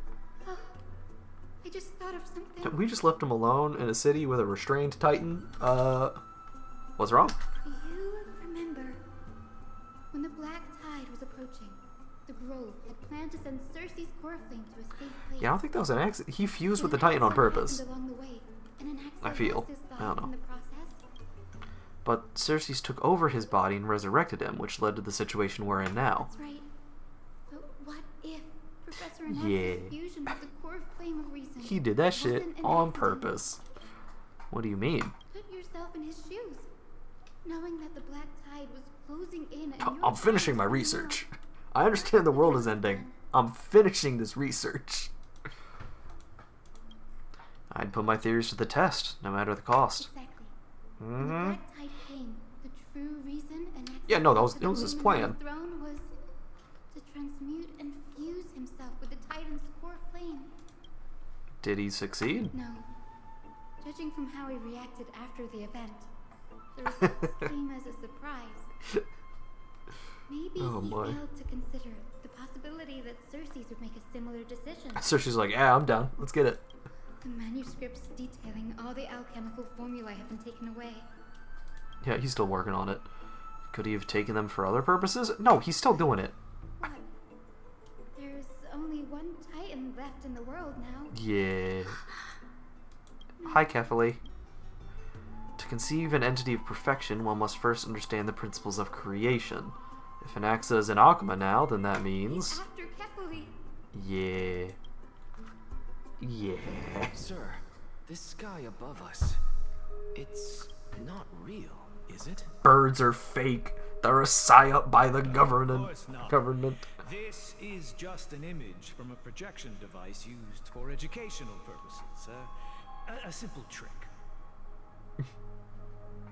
Oh, no, Empedocles. That's his teacher. So that students like you may still learn about the night sky, astronomers have harnessed the Titan's miraculous power to manipulate the light, projecting the nights of the past here for you. Much like how the sky above the holy city is also illuminated by Kefali's dawn device. So, the skies of Akama are fake too. You mustn't Little bit. conclude that, Inoxa. You should know that only a child would expose a trick and be proud of it. Often people know more than they let on. They simply choose to feign ignorance because they have no other choice. Then they're just deluding themselves.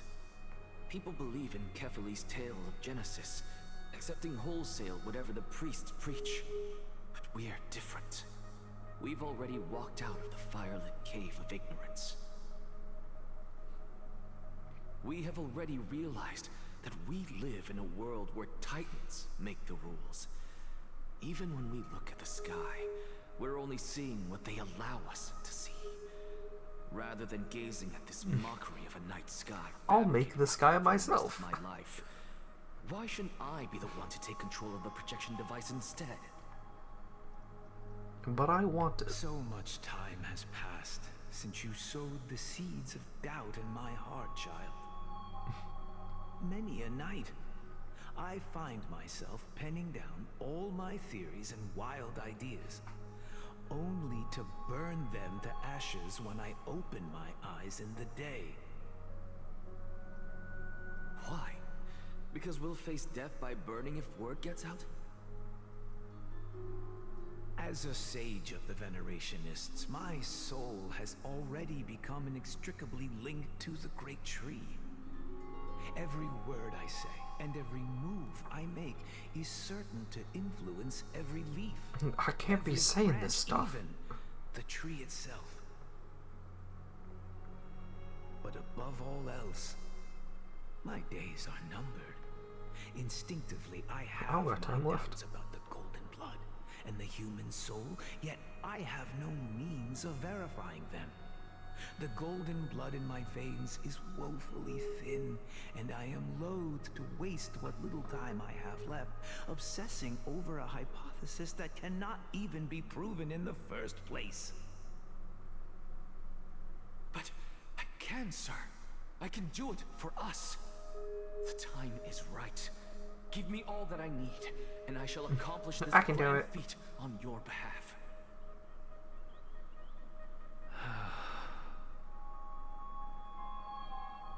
You're right. I shall do just that. In the next meeting of the sages, I will spare no efforts fighting for the rights you deserve. Go.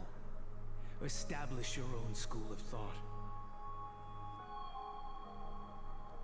Find out You got it, what buddy. we are. Become the one who conquers the ultimate truths of the world. Child of humanity. You didn't go to such lengths for an audience with Kefali. Just ask him a few questions, did you? Nah. I'm here to do some blasphemy. So, you figured it out. If I were as foolish as Adromus, perhaps I'd throw myself down and prostrate before their greatness, begging for the gods' prophetic wisdom. Well, sorry to disappoint, but I'm no Dromus. Alas, I am a human, standing tall on 2 feet, possessing both intellect and pride. Before such power, does it make any difference whether you're a human or a Dromus? No, I got this. I'm sure you're familiar with the story of the Styxians. When the raging waves threatened to swallow them, they didn't just give up and become sitting ducks. No. They constructed a dam that kept the roaring tide at bay, chaining down the mad Fagusa. They call God me is a ass. blasphemer, Xerxes. But that doesn't mean I deny the existence of gods. It's just... I just don't respect them. As I see it, Titans are simply a force that mankind has yet to find a way to tame. I got this. Oh, if power that rivals the Titans is what you crave, why not conform to the prophecy and brave the trial? Nah, that's loser shit. I got this. Why stop at harnessing the power of the Titans when I can do so much more? The source of life is what I wish to grasp, to understand what makes up the soul, and to learn what we really are. Thanks to you, I've had the chance to personally verify, in more ways than one, that the soul indeed ceases to exist in death.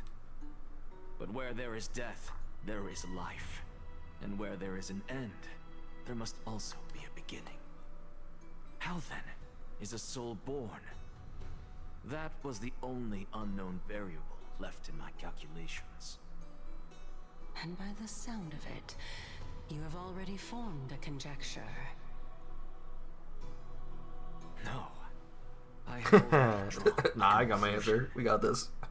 In my journey unto death just now, I finally saw the answer with my own eyes. Professor Anaxa, I'm here. Oh no. Her life hangs by a thread. Oh no. What are we doing I here? must ask you to refrain from taking any unnecessary steps. How does she factor into this? I'll bring this to a conclusive end and give you the answer you so desire. However, in accordance with the principle of equivalent exchange, I must also demand from you. Because again, his target is Kefali. Is he gonna, like, how can he get her to touch Kefali though? As you wish. What are we Don't doing? you care to know what the price might be? It's a matter of uncovering the truth about the Death Titan and her survival. This may be the only time I can ever save someone's life. There is no need for me to think twice. I see. In that case, Oh, this has got to be a cutscene, right? let the show begin. Well, what are we doing? Indulge me. Am I correct to say that you intend to prove Thanatos' whereabouts and prove the nature of our existence now? Before I begin, I must confess I had been stuck in a cognitive trap all this time. As unrelated as these two propositions may seem at first glance, they are in fact logical equivalents. They are merely two different ways of telling us about what the soul is at its core. The reason I say this is, as I've mentioned earlier, the answer was hidden in my journey unto death. Anaxa, you were in the Netherrealm? Yes, I am but a living dead man now, but that's not... Ignore that. I'm a zombie, What but don't worry about truly it. matters is, I overheard a conversation between heroes. That's not all. Remember how I said you were a part of that conversation too, Circes? And I've told you that I have no recollection of such an event. That was likely just an illusion conjured up by the mind of a dying man. Of course you would remember. It wasn't you. Because that wasn't you. Mm-hmm. That was Calypso, one of the 7 sages of the Grove. Calypso? Huh? Oh, that's the name I made up on a whim when speaking to this girl. How do you know of it? Because you didn't come up with it. And surely you jest. Don't you think I, of all people, would know if that were the name of one of the 7 sages under the shade of my tree? Don't you claim to know the Grove's past like the back of your hand? Or this is just Calypso. It She's seems you've pretending lost even the memories seared to be into your Circes. soul. I doubt that, though. Use your head, Circes. Since all of this took place in the realm of the dead, It stands to reason their likenesses are of souls from the past. The living cannot step foot into that world. So who could they be? Think about Calypso. Why does she share your likeness? Yet you have no idea who she is. The answer is evident, is it not? Those fallen heroes are the mortal incarnations of the Titans before their ascensions to godhood. The gods aren't master creators born out of thin air, and they are no different from humans, because they all evolved from one. There we go.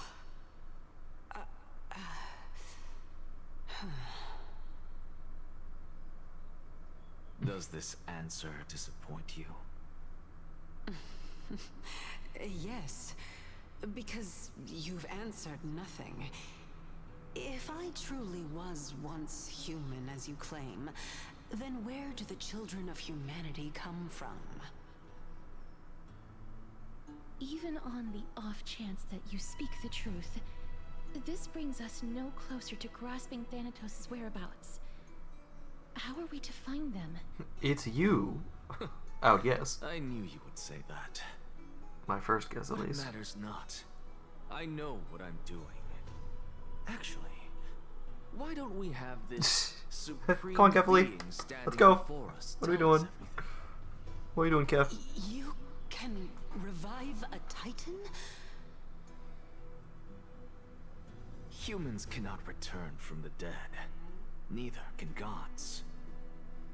But all we need to do is look at this from a different perspective, and the problem will resolve itself.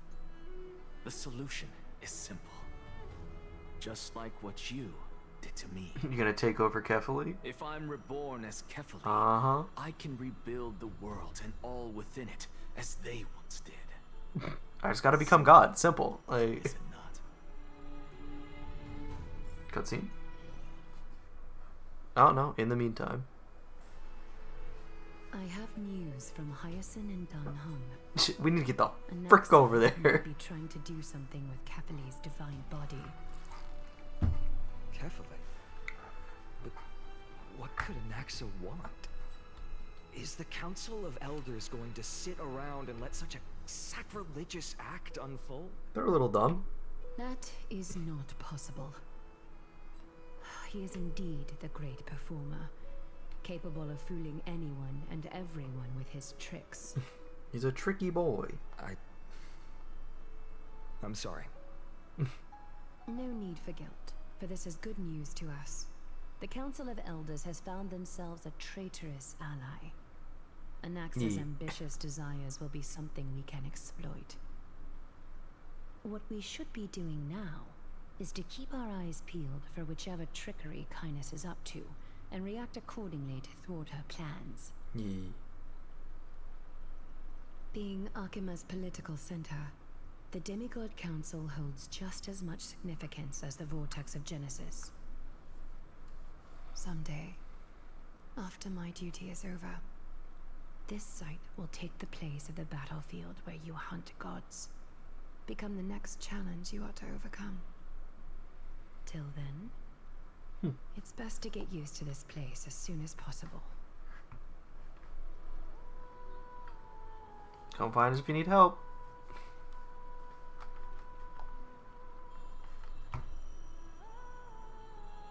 Preposterous! The Christos heirs only have their standing because of the Council of Elders. Oh boy. How dare they trample over it? Oh boy. Wow, these people are shooting daggers with their eyes. It's been a while. Oh, hi. Hey, Gradaros. Not doing that. But we've never met. That's fine. I recognize you. The young lord has nothing but good words about your courage. Aww. It has indeed been some time, Lord Gradaros. Shh. Keep it down. Be Shush. more vigilant. See those duplicitous dogs over there? They do the dirty work for kindness. I've already ordered my people to hold them back, but we should still lay low. Unless you're itching for a bloody fight to get a workout in. My bad. So, Bro, when is Final gonna be playable already? Come on. Did you hear thunderclaps last night? It's Acheron! What? She's been through a lot lately. Please pardon her. Can you tell us more about these thunderclaps?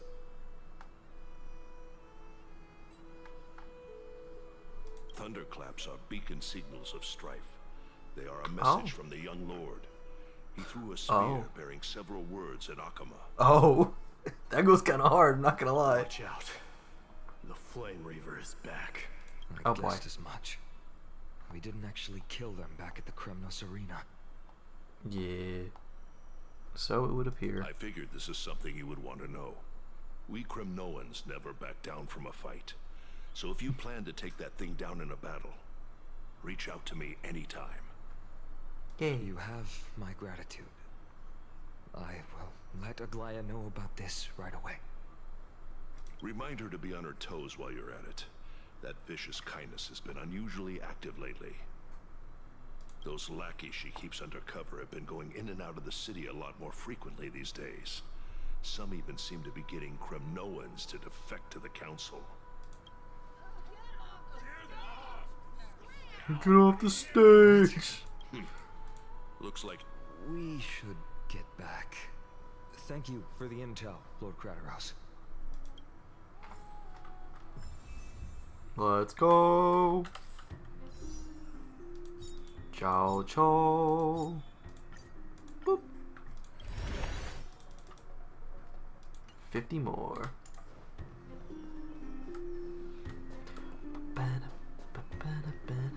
So real quick, My Catherly and Talenton above, hey, Legus. as the Theoros I have observed. 1 second, buddy. I'll be right with you. I said to my login. Whee! Virtuous citizens of Akama. Okay. Fine and Vides, Elysiae, and the Outlander are heading toward us. Yeah. What was I gonna look up? Ah, yes. The events. This one requires Witch's Mirrored Reversal. So I assume that's the last one. Just double checking. Achieved.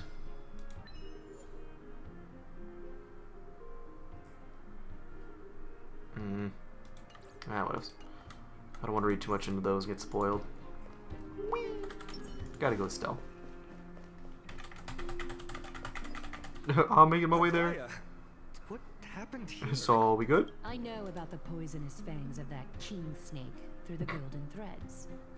In the past, I would be confident about keeping her in check, but I admit I am now unable to do so. Oh? It is What's no up? longer about eloquence or arguments. I have been a demigod for far too long that I hardly have any humanity left. Before I realized it, I have become no different from these hypocrites, no longer capable of relating to the people. Oops. This has come a lot sooner than I expected. But perhaps it is time. I need you to step up, Finan, in order for me to retreat behind the scenes. You need to take over. I don't know what I'm doing anymore. My duty, but it is but what are we far doing? easier for the Council of Elders to fool many than just fool one person. Their so-called more support is no more than a ruse to distribute power using words instead of lances. There is no glory in winning this debate, but that makes having respect for humans so much more priceless.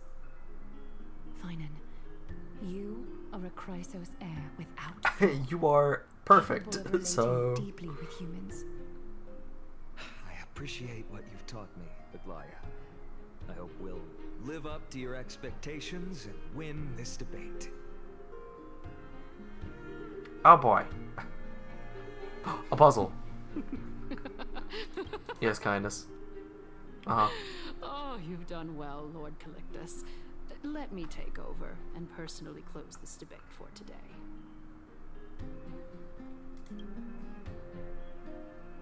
Dearest counselors, let it be known that I sorely miss the blissful times portrayed in lyrical poems.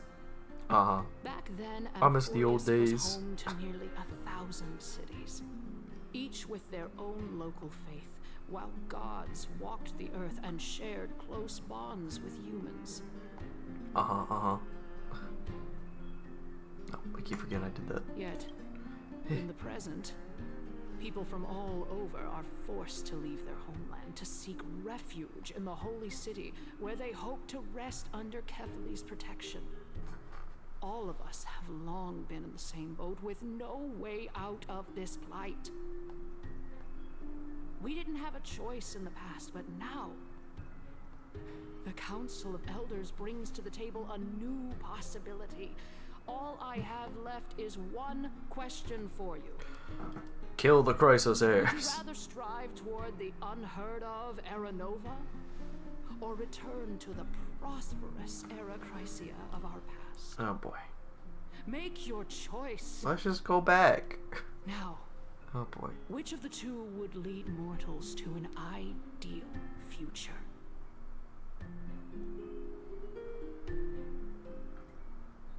Era Nova. Era Nova is a path of salvation. Yeah, is a path of salvation the gods promised. You should not have doubts in the flame chase journey. We all know that Era Chrysia is a thing of the past, Lady Kindness. Please, enlighten me. How does the Council of Elders plan to... How are you gonna do that? Time? Do you have a plan or just hate ours? Let the three titans of calamity be born, and Era Chrysia is nevermore. But bring demise to those titans, and Era Chrysia will descend upon us again. Simply, so death, death, strife, and, wow, trickery. So, Zagreus. Yep. So they want to kill, well, I guess they wouldn't want to kill Casterus exactly, though she's blessed by death. Know that the Council of Elders is never one to make empty promises. Alright, so now you just need trickery. Look at who we have on our side.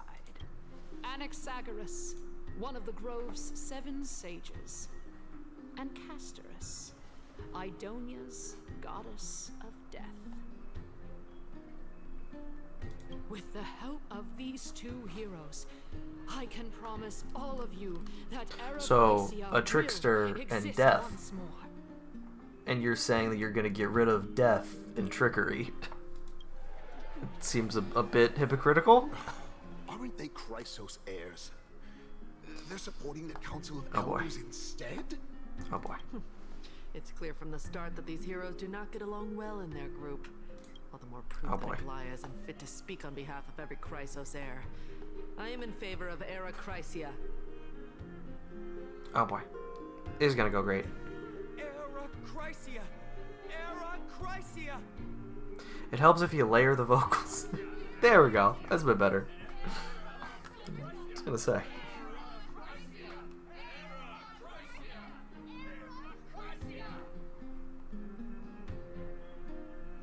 Okay. Dang it, Casterus. I thought we were friends. Casterus? Why are you standing over there? Don't worry about it. You Made a deal? finally Shush. arrived in Naxa. So have you, Cass. Thought we were friends. Well, I know that you have many queries. Could you continue to converse like how the citizens normally do? Don't be mean. Tell me, dear citizens. Oh boy, If we Naxa. successfully retrieve and return Thanatos' core flame without anyone passing the Death Titan's tribe, It would like disappear. what would happen next? Is that what they're gonna say? The answer is simple. We Oh will have boy. a chance Yeah, this is a to great rid the idea. world of death and bring That Amorius back to an era always where goes all great. beings live forever. Let's just remove death from the We'll equation. usher in Golden a order, you know? future that will be entirely different from the flame chase journey. Oh boy. He's one of the 7 sages. Oh boy. Like, it just a classic.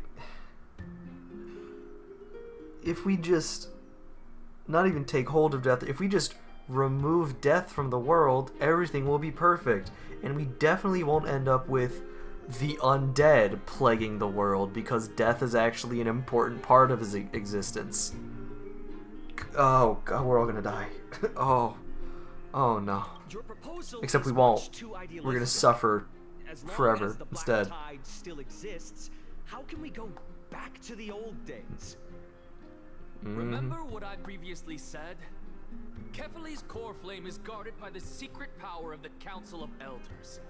Plus, Fagusa's water curtain will be able to block out any external perceptions. Tell me, dear citizens, have any of you ever seen even a glimpse of the threat that this person is talking about anywhere within the walls of this majestic holy city? Have you seen the threat with your own eyes? It doesn't exist then. Are you stupid? What? Okay. Oh, isn't that just survivorship bias? If we eliminate Oh, just gonna ignore that. Okay, cool. there's no need Dumbass. to fear that flame reaver.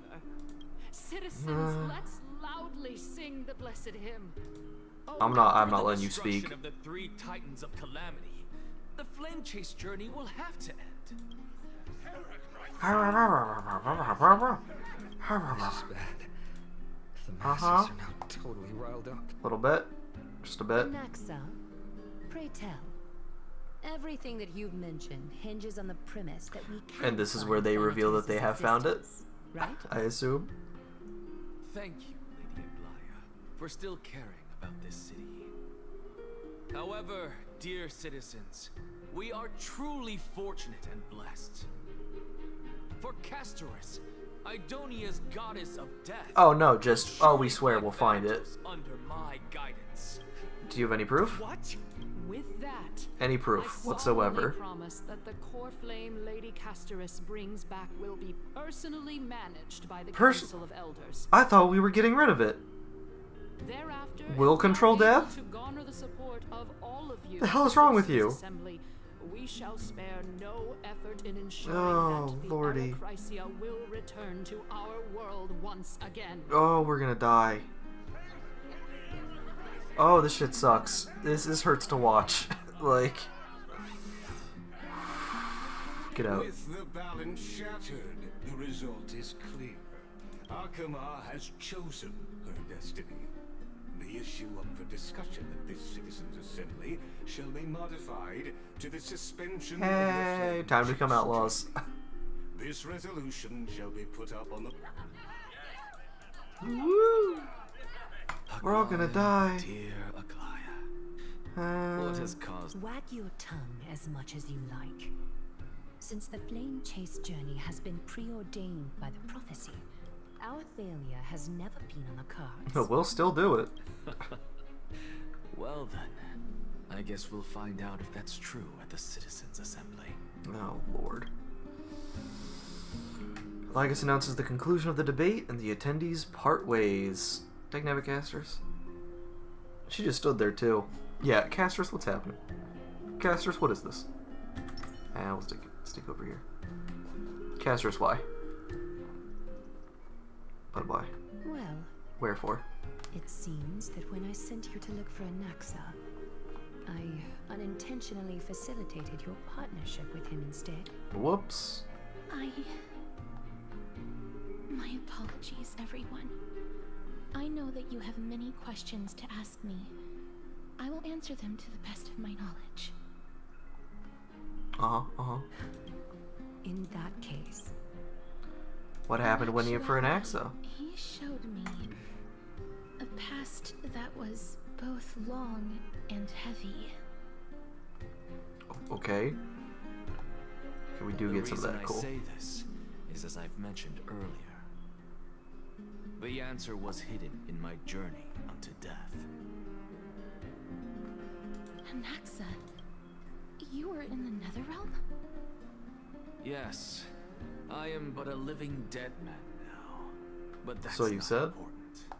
Don't worry about what that. Truly matters is, I overheard a conversation between heroes. Mm-hmm. Oh, okay. Have you heard of this tale before? A tale about the ocean god's treasured pearl, our hometown.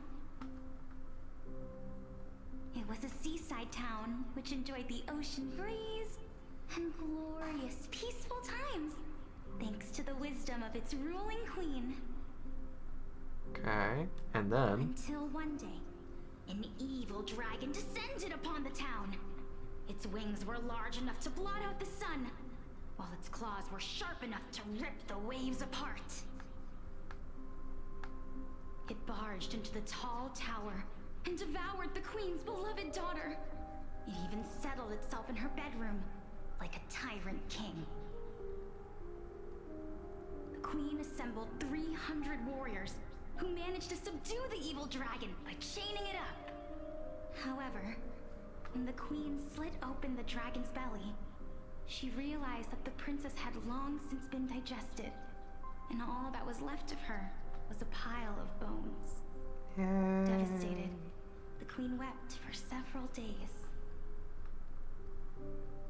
It was then that a devious, smooth-talking scholar arrived at the palace and suggested that the princess could be revived through the use of dragon bone. Bro, just and resurrect her. dragon blood. It's easy. Don't worry about it. The lawyer called this process the secret art of alchemy. The princess was reborn. The queen was overjoyed. Oh boy. Blissfully unaware that the evil dragon's soul still And we heard this story earlier, right? As revenge, the evil dragon swallowed the poor queen, the glib liar, the courageous warriors, and all of the town's innocent civilians in a single gulp. Worse still, the souls of the deceased refused entry to the Netherrealm because they were filled with regret. Forced to roam the mortal realm, these resentful souls ultimately converged into a river of souls that would not retreat for a long time. The terrifying death had consumed all. Thereafter, our hometown fell into ruin as well. Until...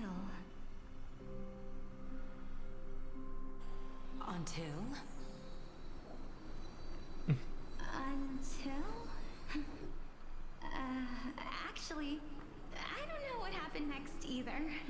Tough. Oh my.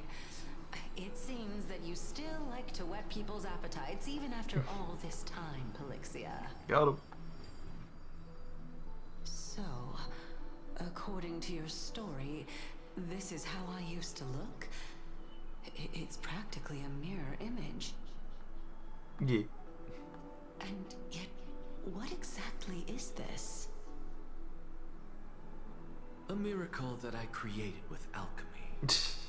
As for what it is and how I was able to accomplish it, I'll keep the answers to myself for now. I'm a magician. I'm a wizard. Oh my goodness. Is this cliffhanger really necessary?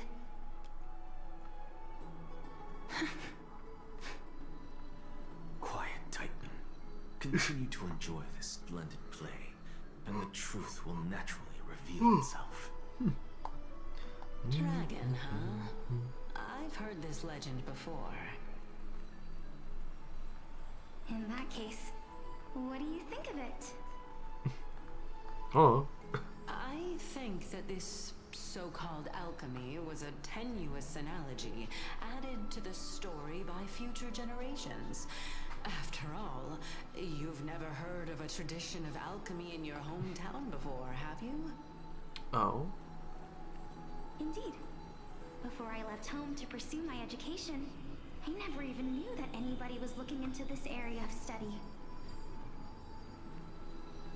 Therefore, that's our first good look at her. Treat this tale as a fable told to young children. Totally, yeah.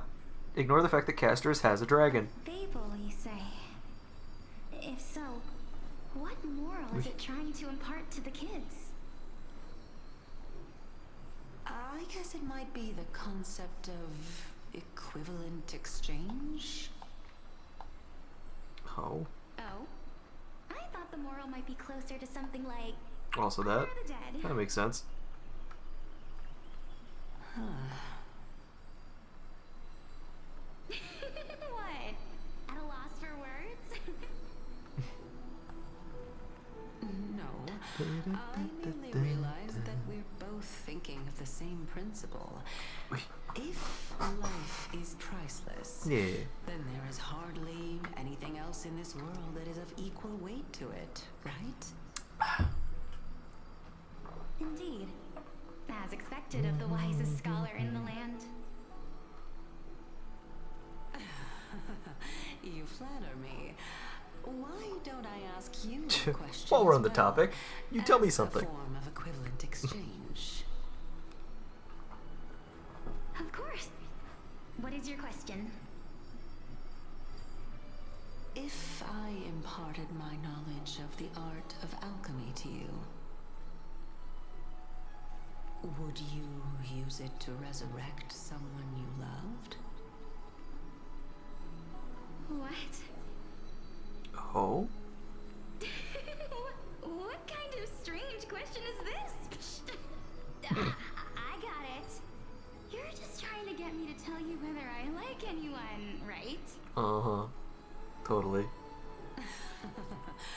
Let's just leave it at that. That was rude of me. Yes, I would. No, I'll answer. Oh. Oh. Death is inevitable. In the days to come, I'm certain that someone whom I cherish deeply will leave me for good. If such a mighty power really existed, I think I would use it without hesitation. Dang, alright. After all, you, me, and the rest will all have to face that fateful moment eventually.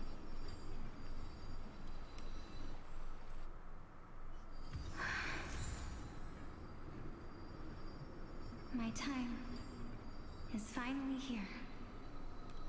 However, perhaps because of my firm belief in the immeasurable value of life, I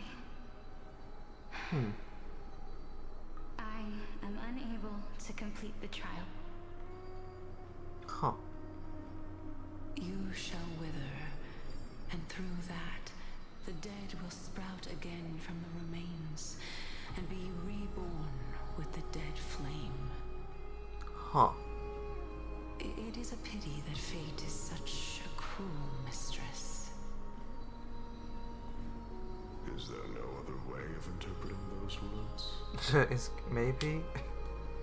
I'm afraid that the meaning is clear. Between my sister Gotcha. and me, one must pay the price. Gotcha. Our trial can only be completed when the one chosen sacrifices her life.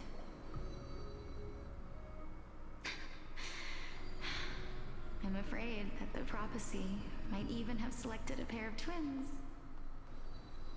for this exact purpose. This shit sucks. Yay. Fortune makes fools of us all. Oh, and it's the last one. That sucks. My sister is prepared to sacrifice herself. And yet, I can't do the same. How absurd. My time is almost up, but I'm still afraid to welcome death. What should we do? If I'm ultimately not able to make up my mind... Since Chaos is willing to guide all of us and leave this trial to the end, there is still plenty of time for you to ponder. That's right. Don't allow the fog of an uncertain future to cloud your mind. Trial, prophecy, the topics that they're discussing seem familiar. We kind of talk about the same things a lot. But hello, these stop three that. people must not have left their names in the epics. Otherwise, I would have some recollection of this. Amphorius' history before the Titans were born was complete chaos. Is that not strange by itself? I have long held 3 hypotheses about this. I got 3 guesses. Let's continue watching for now. Calypso, Polixia, and this warrior. I seem to have met him somewhere before. Your boy Nias, Regarding the this realist. matter, Nias, are you confident that you'll complete your trial? Yeah, I got this. Of course. Though, I am worried about what will happen once I've emerged victorious.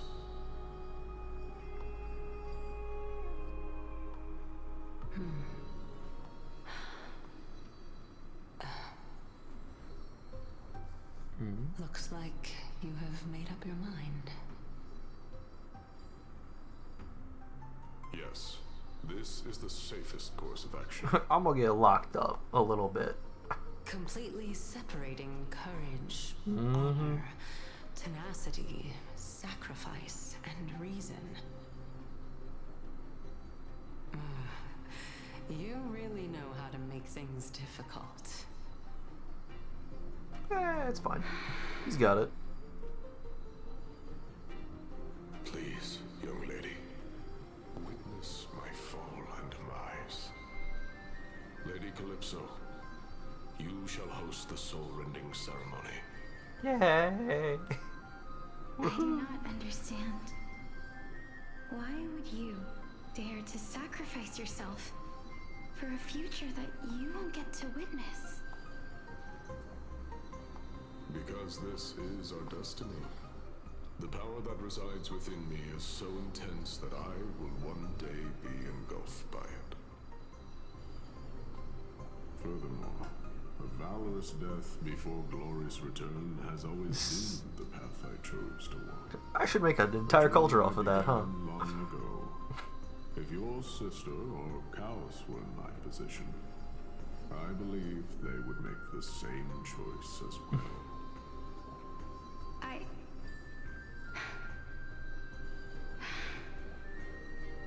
I'm not that brave. Oh. I don't know how I'm supposed to face such a serious affair.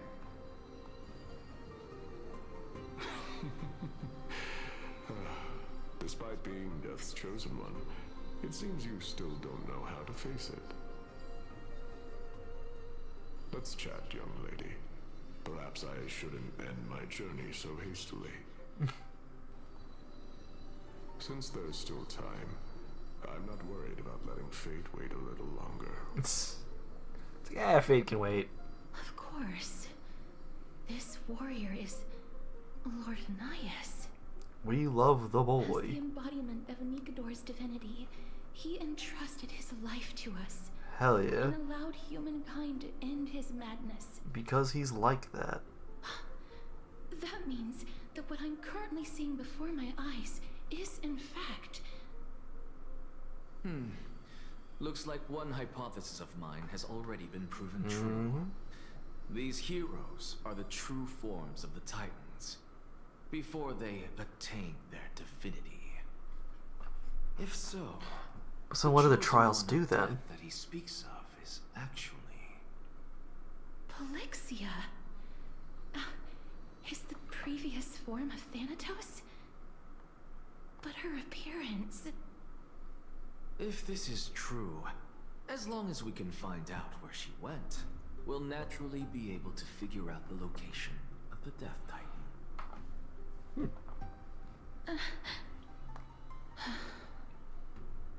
But before that, we first need to witness what ultimately happened to Lord Nias.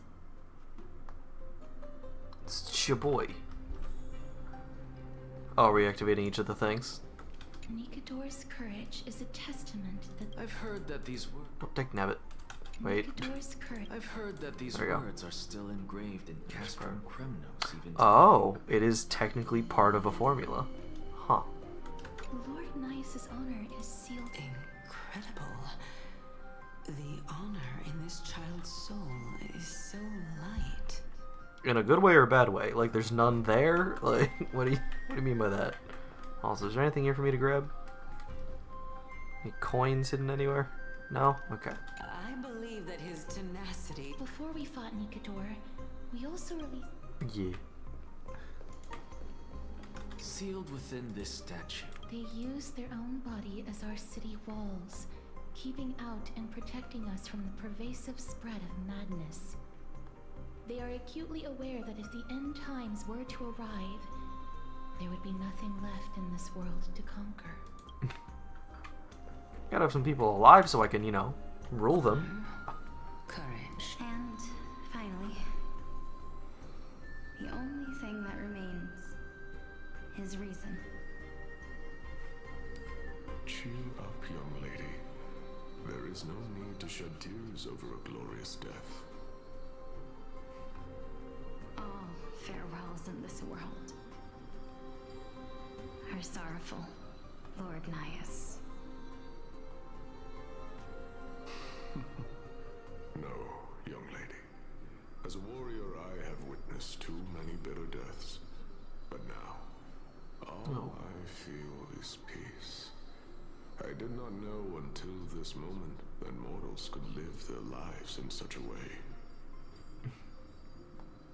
Although only a sliver of your soul remains, you remain so optimistic. Or maybe the truth is that you aren't able to feel sorrow anymore. To be honest, I don't know either. But Oh. I am certain of one thing. This is not an acceptance of death nor apathy toward it.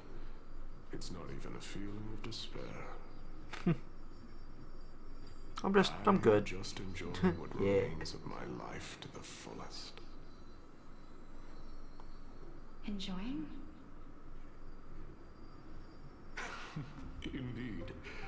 Along this journey that we've taken together, not only have I changed the world, I myself have also changed in the process.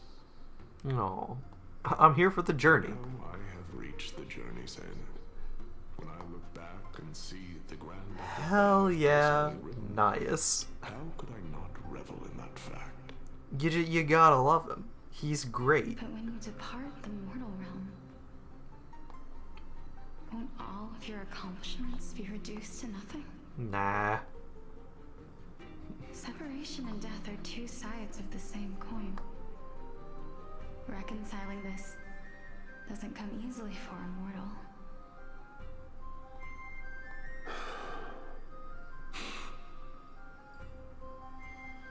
Finally, let me recount to you a story of mine, young lady.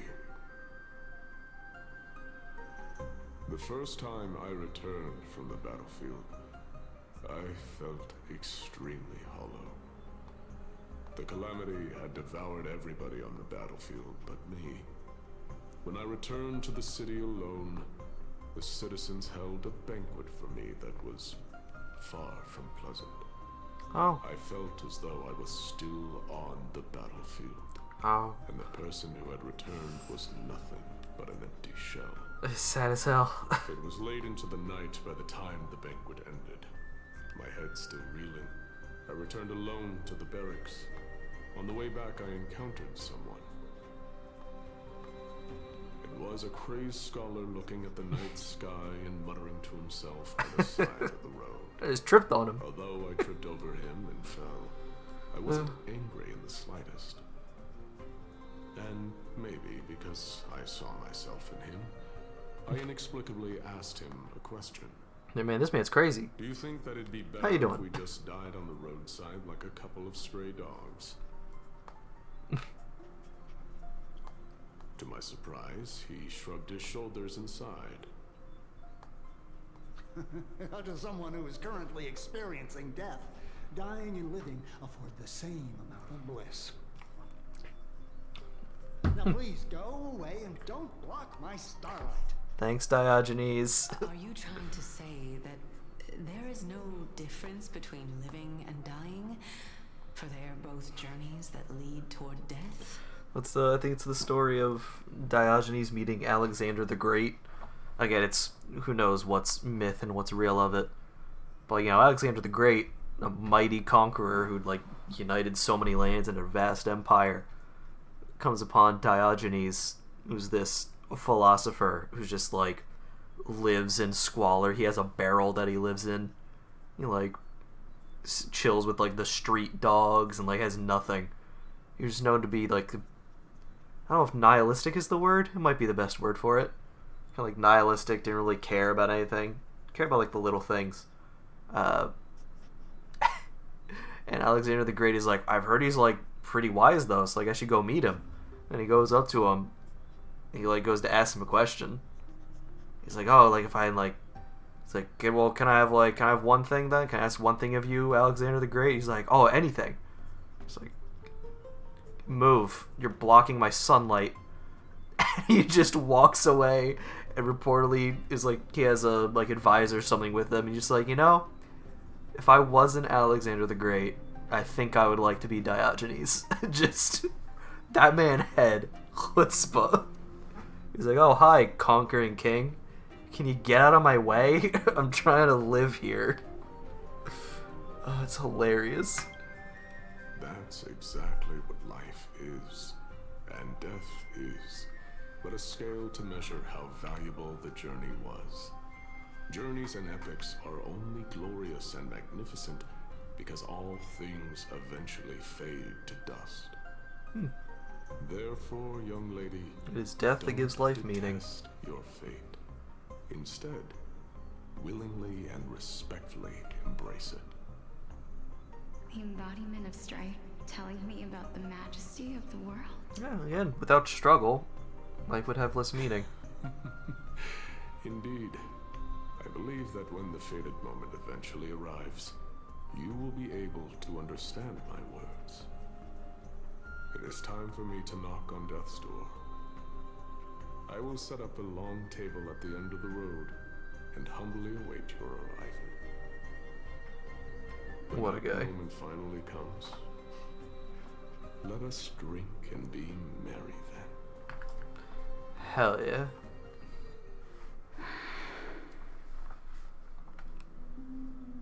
I knew this day would eventually come.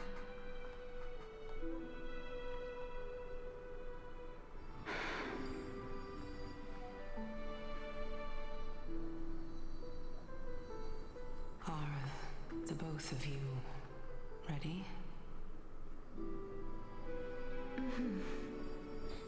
Elixia. Yeah. Aww. Like she is just death then, right? What? This... Although is it that she's not, like, complete? This is quite interesting indeed. Is this... Elixia's sister? Is it... me? It appears to be. Now, it's time for us to fulfill our promises.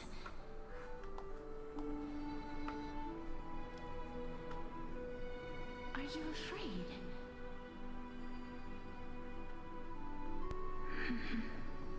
No. What are you afraid of? That I won't be able to do it.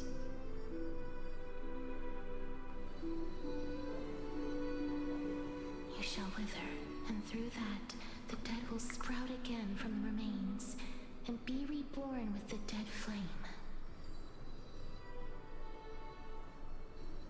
As foretold in the prophecy, and according to our vows, once it all ends, we must face our fated moment head-on. Even if it was prophesized, do we have no say in the matter?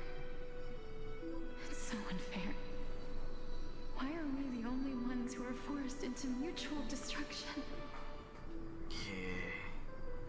It's death, I guess. Let me do it, sister. Let me be death's sacrifice.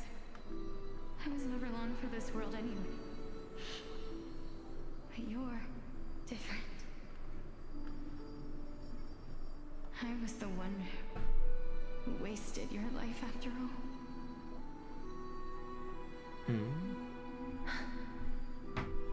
You're wrong, Polixia. Also, sorry, yeah, Castris Pollux, or Castor and Pollux, Castris Polixia. Just Duh. the opposite. When I finally arrived at this destination and looked back at the journey I took, I discovered that flowers had long since bloomed along the path I walked. It was you who sowed the seeds for this sea of flowers. One that is more beautiful than the promised land at the end of the world. Besides, I have lived a fulfilling life. Even though I was fated for sacrifice, none of the things that I've experienced will dissipate. Instead, they'll forever live on as memories inside your head. Will they not? How could my memories of you ever compare to the actual you? Yeah, that's fair. Good counterpoint. Well then, tell me, what exactly are we?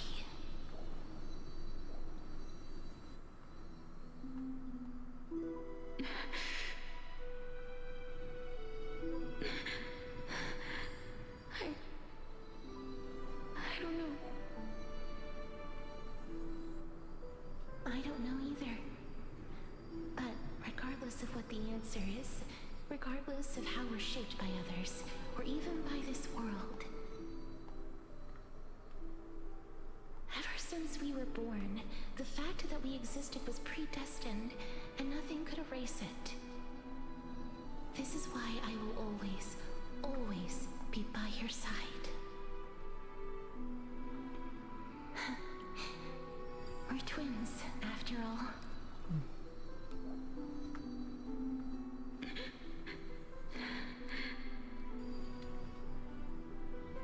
All right, my dear Polixia.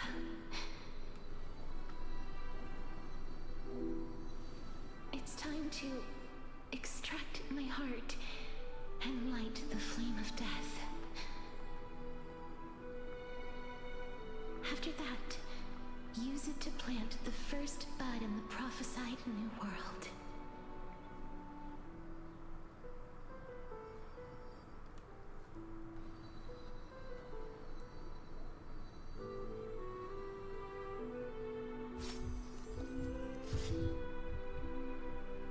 Oh. If I imparted my knowledge of the art of alchemy to you,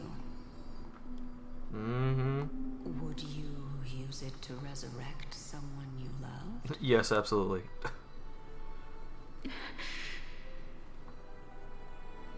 Death is inevitable.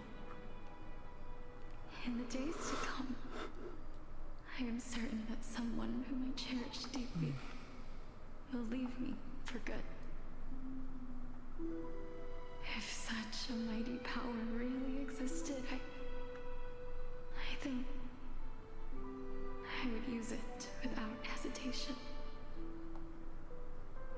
Even now, my answer remains the same.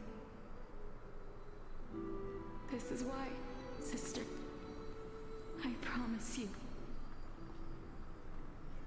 in the prophesied new world, I shall plant the first bud on your behalf. Go now. Return to the ocean god's treasured pearl, our hometown. I shall open wide the entrance to the nether realm and grant you a second life. The living beings on this earth shall respond to my call and lead you to the sacred daylight. Remember, do not look back on the land of the dead, and do not stop moving. In the new world promised by the prophecy, march toward your new life. As for the price of our equivalent exchange, let me be the one to pay it. everybody. We've come to the end. Unfortunately, I am not compatible with the Supreme Being, so I was unable to completely fuse their soul into my own body.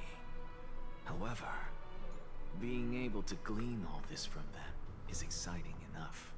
We got some good lore. Certain of this now. Before the Titans that we are well acquainted with were born, It's like, where did that prophecy come a group of from, though? heroes roamed the land. These heroes followed a prophecy and took possession of divine authorities one by one, until they eventually became the pantheon of the new world. Just like the flame chase journey of today. There we go. Amphorius's history is cyclical in nature. There we go. What a startling revelation. This means that the demigods, who bear the core flames, will also become the new Titans at the world's end, thereby shaping a new world? I wouldn't be surprised then, thinking motivation-wise. It would be interesting if, again, the other theory holds true, if it's a past version of Finan. Well, then how? Because Finan wouldn't have been... It's not cyclical in that, like, there's always a Casterus, there's always an Anaxa. Because we don't have another Calypso, or Circe's here. Although, what? No, because, again, there's not a Calypso in this age. It's not that kind of reincarnation. It seems to be new people each time. So maybe there's not... I'm trying to figure out the Finan thing then.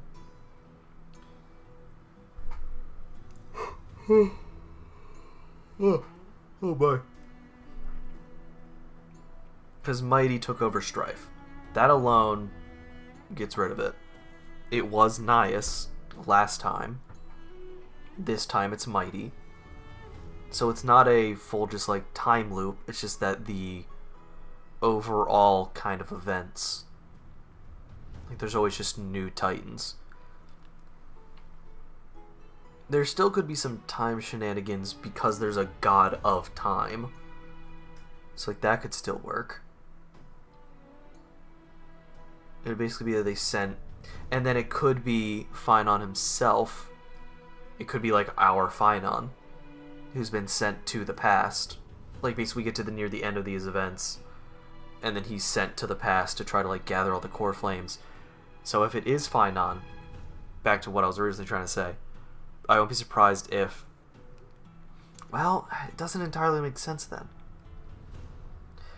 Like, if basically this roundabout, like this time around, something goes wrong, and like, either the Titans... We basically find out the Titans are just made to suffer while they have their godhood, or something's gonna go wrong, and basically the world... This isn't a real solution for the world.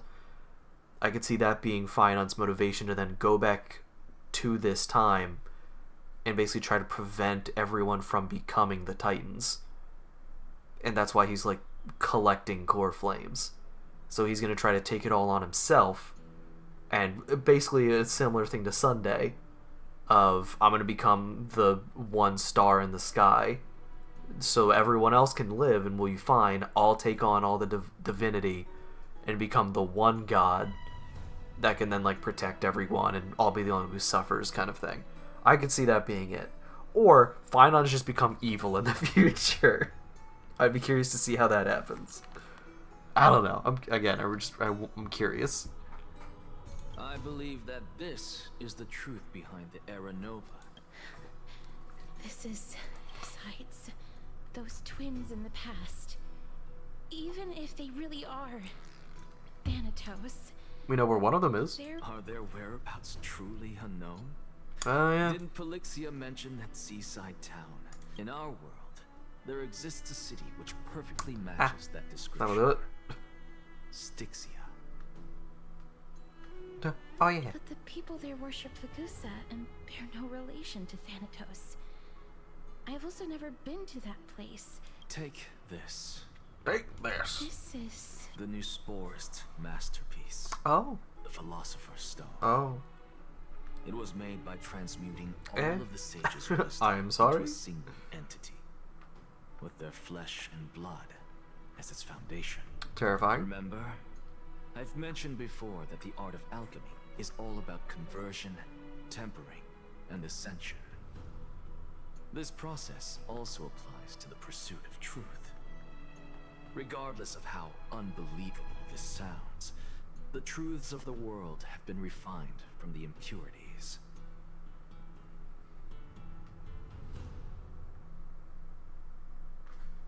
Think about the story of the dragon. This stone will lead you to your real hometown, allowing you to reform the door to the Netherrealm and discover Thanatos' fate.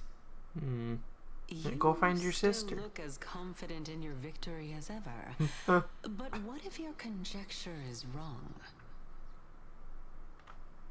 Simple. I shall merely admit to the entire world that my experiment was a failure. Alright. However, Bold. my line of thinking will not fail because I have already planted the seeds of doubt into the hearts of the masses. I've been conniving. Actions speak louder than words, Castoris. I've already searched for so long. I'm willing to try one more time. While we converse, her life is also slowly slipping away. But before I leave, I have another question. What exactly did we witness just now? Oh. That was the world imprinted in Kefali's soul. Oh. If we are to Interesting. prove its existence, you must take the final step. Go. Do not disappoint me. I understand. Hey, child of humanity. Don't get antsy. I still remember the Shush. proposed to me. Give me a second. As a scholar, I do not wish to offer up ambiguous conclusions. Let's discuss this topic again when she manages to find the evidence. I merely wanted to ask. Was that stone transmuted from your heart? If so, rebirth is no longer an option for you. Why not? When I was a child, I lost someone dear to me. When I was a teenager, I lost my faith. I've been losing shit this whole A while time. back, although you saved my life, I also lost my soul in the process. Now I'm merely forsaking my body. What's the big deal? Who cares? It's fine. Why are you always finding ways to die? Isn't it good to be alive? This is but a necessary sacrifice on my path to transform into the purest of them all.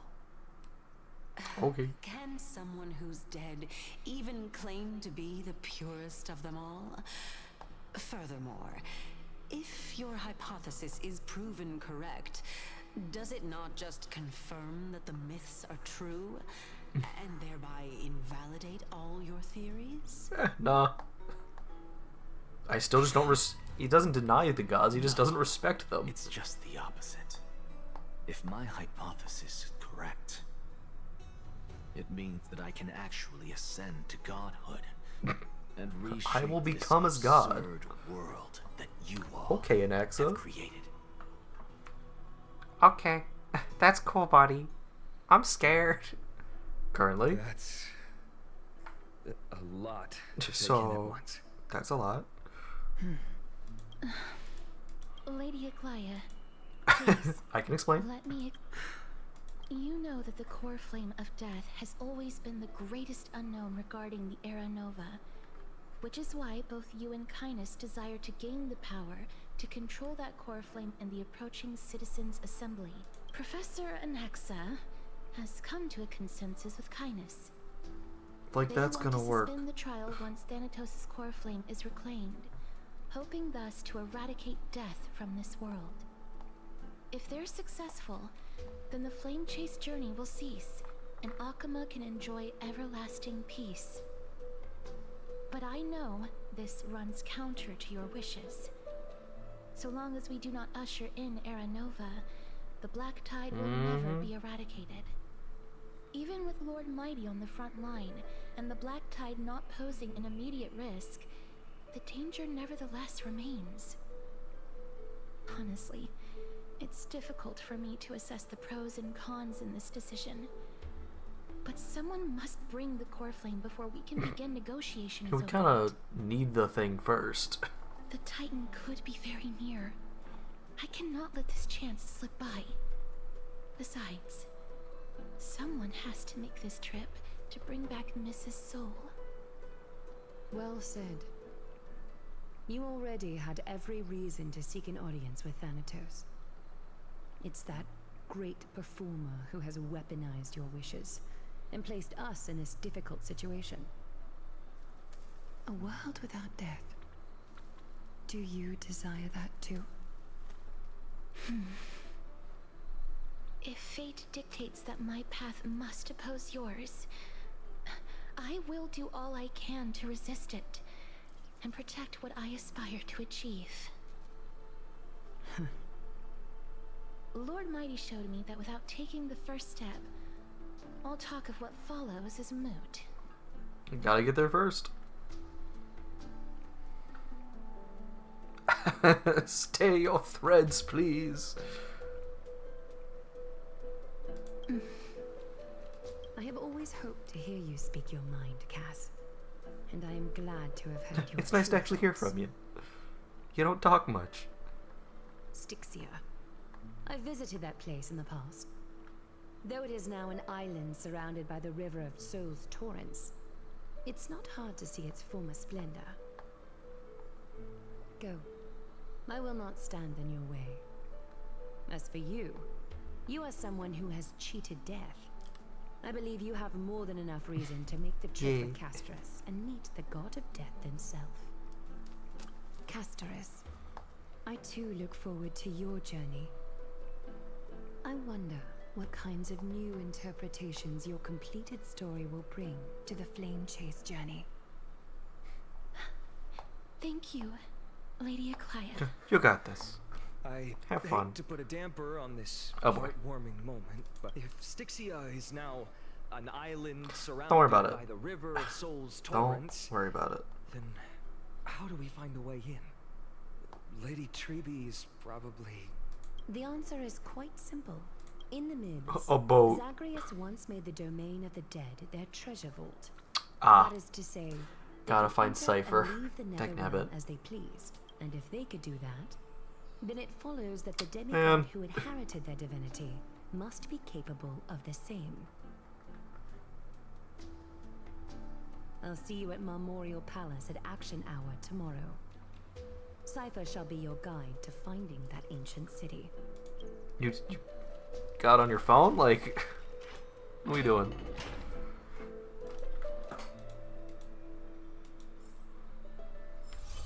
Ah. Ah, we have one of those. And that. Fast drivers. Boop.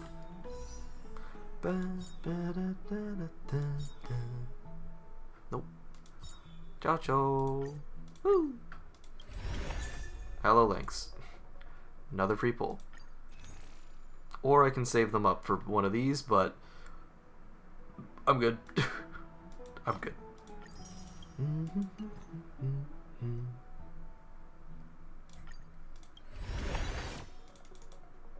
Okay. Bams. Speak with Mem instead. Yeah, we also have this. I still actually have stuff to unlock here, don't I? Where to now? Do I have? No, not that. Okay, no, we do have all the Eidolons. I thought there might still be one in there. I have a brush, please. Bop. Oh, that's a few. Is that all of it? We did it. When we get another pull out of that, so that's nice. Pop. Let's get it. Oh. How is our embers looking fine? Bam. I'm so I was. Oh. What can I? Oh, just click on it from here.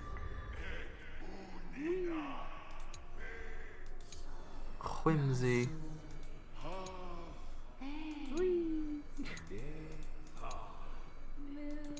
Yeah.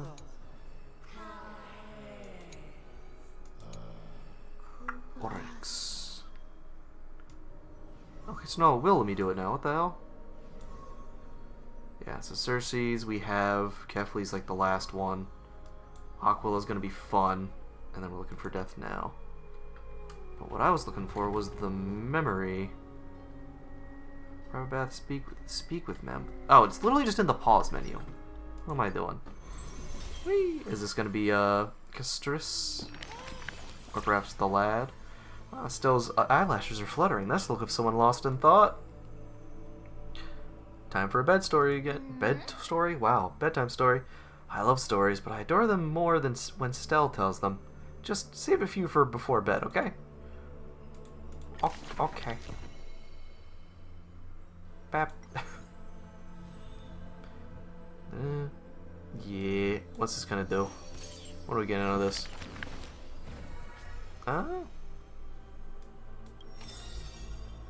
Oh, Hyacinth, that makes sense. 1 second. Getting out the book. Hyacine.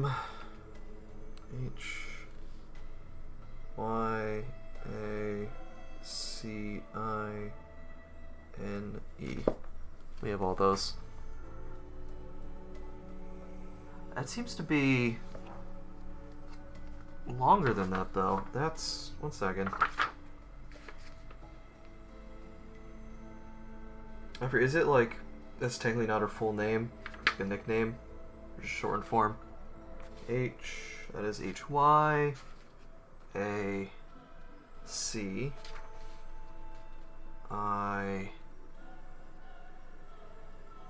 Hyacine.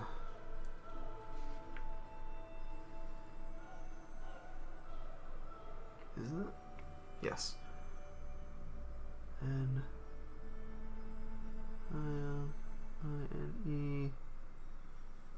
Hyacine. Like those. Wait. The hell?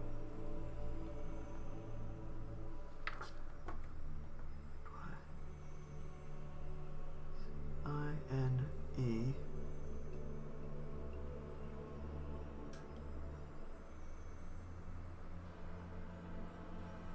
Is that another H it said? No. Yeah, no, another H. Hyacin. H.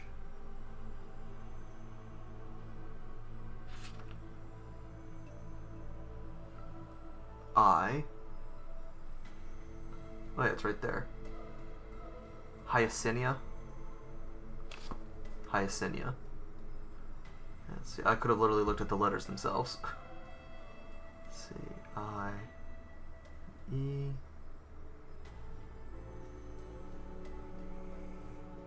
H. Yeah.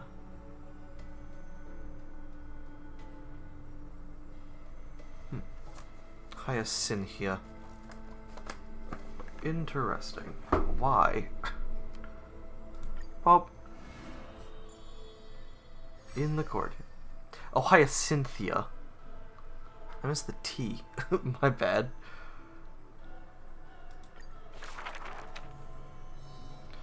On the leaves, the rustling wind plays a melody as the girl looks over this courtyard. This courtyard petite. and exhales, gently dispersing the palm-held blessings. The entire yard is lit softly, like a dandelion bathed in sunlight. Is this courtyard a tad too small? It's okay, Clementine. As long as it provides warmth plenty. The girl makes the courtyard tidy, and in the Evernight lands outside the Holy City, there's now a light curing souls' maladies. The girl's skills can bring forth miracles, but today she welcomes a patient quite special. Welcome to the Twilight Courtyard. How can I help you? The gravely patient shakes their head. The end times are coming. We'll wander more and more. Oh, you may heal our wounds, but you cannot cure despair. Despair. The girl watches the patient leave, and her heart swells in sorrow. Clementine, prepare some things with me.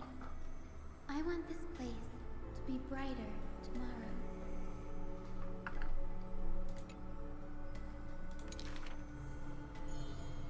The redhead child takes the girl's hands. Long time no see, Hyacinth. Are you here in Akama for a visit, or do you need help from us? The girl recounts her needs. I want some shining things, even if they're considered junk.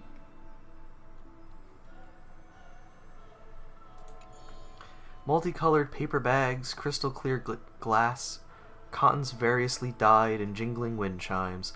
The girl brings them back to the courtyard and spares no effort to decorate all around. And when some fireflies wander in, the girl is all smiles. Oh. Little ones, thank you for your light.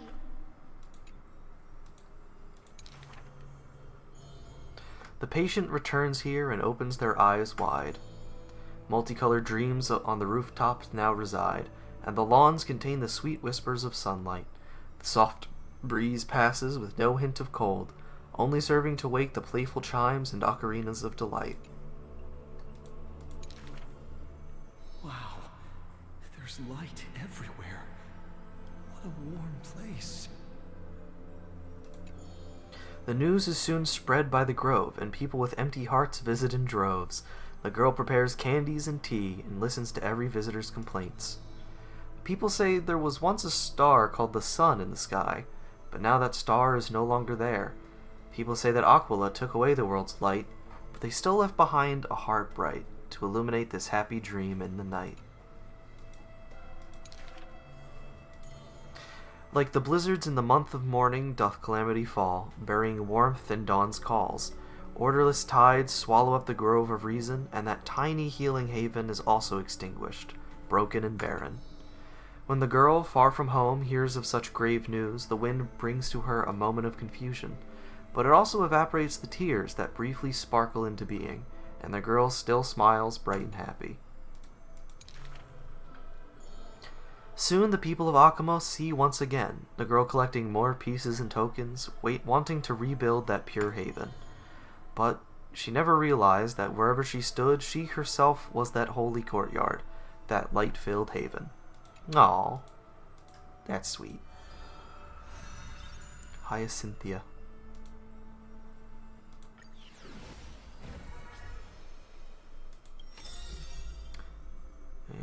And next, Ankle Russ, yes.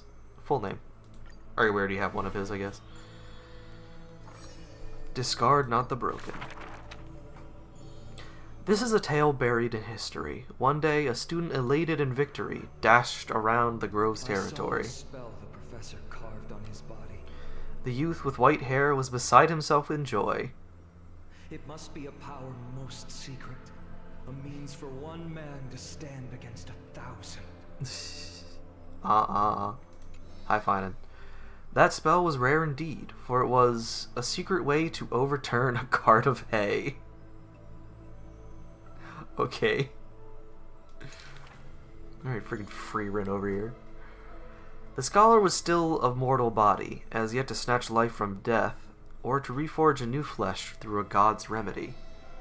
various minute tricks and parody. He studied them all, crafting schemes oh so busy.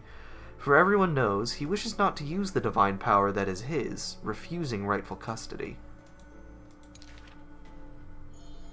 And in that unwitnessed moment of his death, final tragedy, he still held the hay cart spell steady, standing alone facing the evil enemy. Now that cart is regarded as a magnificent study, not because of what it was, but because of its purpose, known to everybody. This is making no sense, what? In fact, he once crafted miracles, forging silent servants using soil as vehicle. Though no sentience, they do their job without obstacles, rivaling Titankin in spectacle. However, one day he suddenly changed his tune. Creation is the Titan's work, and slavery is the Titan's manacle. When imitating divine evil, there's no need to invest reason, most pinnacle. Why does his rhyme the most? That seems weird. When the servants have all been recycled, he deigns not to explain, fearing to waste his reason or muscle, so he jokingly concludes the questioning with a chuckle. If it's just for odd jobs, students are a better gamble. Yeah, just have the students do it. Tough.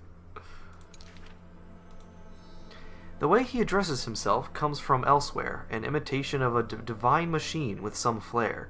He happily answers 5 questions for those unaware, knowledge seemingly given with stingy care. For a wise one, 5 answers reveal creation's secrets, the truth hidden and bold. But a fool learns but not, and is left in the cold. Oops. That is in fact the scholar's crafty snare. He hides the answer he seeks behind questions posed by those unaware, doling breadcrumbs as bait to lure and compare, whether the inquirer may be worthy of his wisdom to share. The scholar never looks at laws and measurements, ignoring the flow and shift of time's passage, and uncomprehending students gossip in eager regiments. He is panicked by the flow of time. What? For his work is yet done. Yet. Why? Obviously drag out class time is a statement. Okay, we're just going right to it. Cool. To desecrate Orynyx's accomplishments. Why? Obviously to drag out class time is a statement. The student's answer seems rather adamant. He's panicked by the flow of time, for his work is yet done, yet to implement. The stubborn assistant interjects in a rare display of testament. This man is too arrogant, and he intends to desecrate Orynyx's accomplishments. The passing sage from another school brings admonishment. Outside the courtyard, the gossip flows into the scholar's ear. He silently gives a grade to every question and argument, but none know the true answer according to his judgment. Okay. Okay, buddy. You're a weirdo. And Castorus. Willing to adorn the living. Born with an evil curse, her hand dips into lethal cinnabar and white lead to personally decorate the faces of the dead. Her skills are said to bestow beauty on anyone, even transforming their appearance completely. Many skills were born out of her seclusion, but it painted her dwelling in a gloomy vision. Only a select few have set foot in this mansion, and the thief and the weaver were 2 such lucky persons. The girl converses with all items in the house, with specimens, tea sets, and even pillows in profusion, as if she can hear the responses of these non-living things. I have always lived in isolation. Out of courtesy, this is how I practice my words and actions. She just talks to things. Fair. 'Tis hard to believe her explanation. Her face when talking shows such a gentle disposition that unless she is telling fabrications, she must regard her partners as mere children. People passed these rumors down within the area of her encirclement. All things became frozen, escaping time's increments. It is an exaggeration, that is certain. People only found an ancient lion's head in battle's ruined armaments. Those words are true. The head itself was nearly dead. Though they won in fierce battle, the warriors were powerless to turn the tide. It was the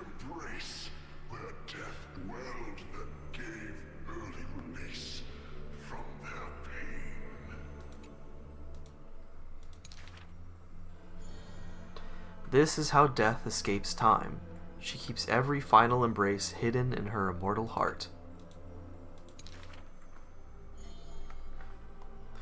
Out of her numerous works, butterflies and flowers often stand out stark. Ignite them, and you can almost hear the maker's remark. Even in death's silence, her sound can still be heard. It is a gift greatly treasured by the maiden. Few have the honor to be graced with such work. Only one has the heart to burn such a gift, and the reason she gives is rather far-fetched. I must peer into all fates unknown. Huh. The power of time is boundless, but there is one thing it cannot conquer. Death is abominable in humans' eyes. Apart from my identity, there's nothing about me worthy of praise. The beloved gold weaver hears this in distress, then tries to teach her the art of weaving in threads. It has been said that the maiden has works that the holy city possesses, but this is the judgment the gold weaver expresses. Well, none can know all things, nor be skilled in all crafts. Her works are too early for the living to comprehend. She's just starting, okay? Have some patience. Give her grace. It's funny. Okay. Whee. Nice. So yeah, so Fugusa, I guess our own? Oh, which one is that? Is that... No, that's Tantalos. No, do we have Zagreus? No, we do not have Zagreus. It's one of these two, because that's Fugusa, that's ours, Tantalos, Zagreus, Aquila, or maybe Aquila, Zagreus? I forget. I suppose we can check. Hello, men. Everyone's stories are so deep, I can't keep up. Does Stella understand them? What is a god, exactly? Well... omnipotent. That can't be right. If that's true, then why are there so many strange gods? If there was a god who ensures Mem never loses her fur, would that be considered omnipotent too? But still, I don't quite get it, so let me ask it another way. There must be a difference between gods and us, right? Otherwise, why would anyone ever want to become a god? To avoid being controlled. Controlled? Could it be that we're already... Ah, if it's because I was controlled that I met Stell, then I suppose I wouldn't mind being controlled. As I keep asking, I only get more and more confused. Maybe I'll wait until I've grown a little more before discussing these things. Oh. You trying to nerd? Oh, wow. Nice. Oh, I already did that though, right? Yeah, there they are. I was like, I already have them. What are you talking about? And it looks like we'll probably light up ciphers as we continue on, huh? But we will continue on another time. It's been 3 hours. I've been gone for a minute. So I am at the very least going to take a break. Okay. Probably won't be on later tonight. Just because I've already streamed, like I said, for 3 hours. That's enough for today. I should be... I'm still, like, kind of in the middle of it. Like, is there still 5? Still 5 things going on? Although I guess they're not necessarily tied to chapters. So we'll see. We're definitely going to that city. There's going to be some stuff that happens there. We might come back and do the rest of the council stuff, but I don't know. It's possible. Or it could just end in Styxia. We shall see. But yeah, that was interesting. Anaxa's such a weirdo. We've gotten just hard confirmation that Amphorius is just cyclical in its history. But it's not cyclical like with these people. There's still a possibility that like most people's souls are recycled in the cycle. But there's no Nias. Castress is here, but I think she's probably been here. I think ever since, her sister said she would leave her in the realm of the dead to, live on, it sounded like. Kind of reincarnate her there. So I assume she's just been around since then. Yeah, so it doesn't seem like it's a time loop or anything. Still won't be surprised if the flame guy is, if best guess would be fine on maybe some time travel shenanigans. Be interesting.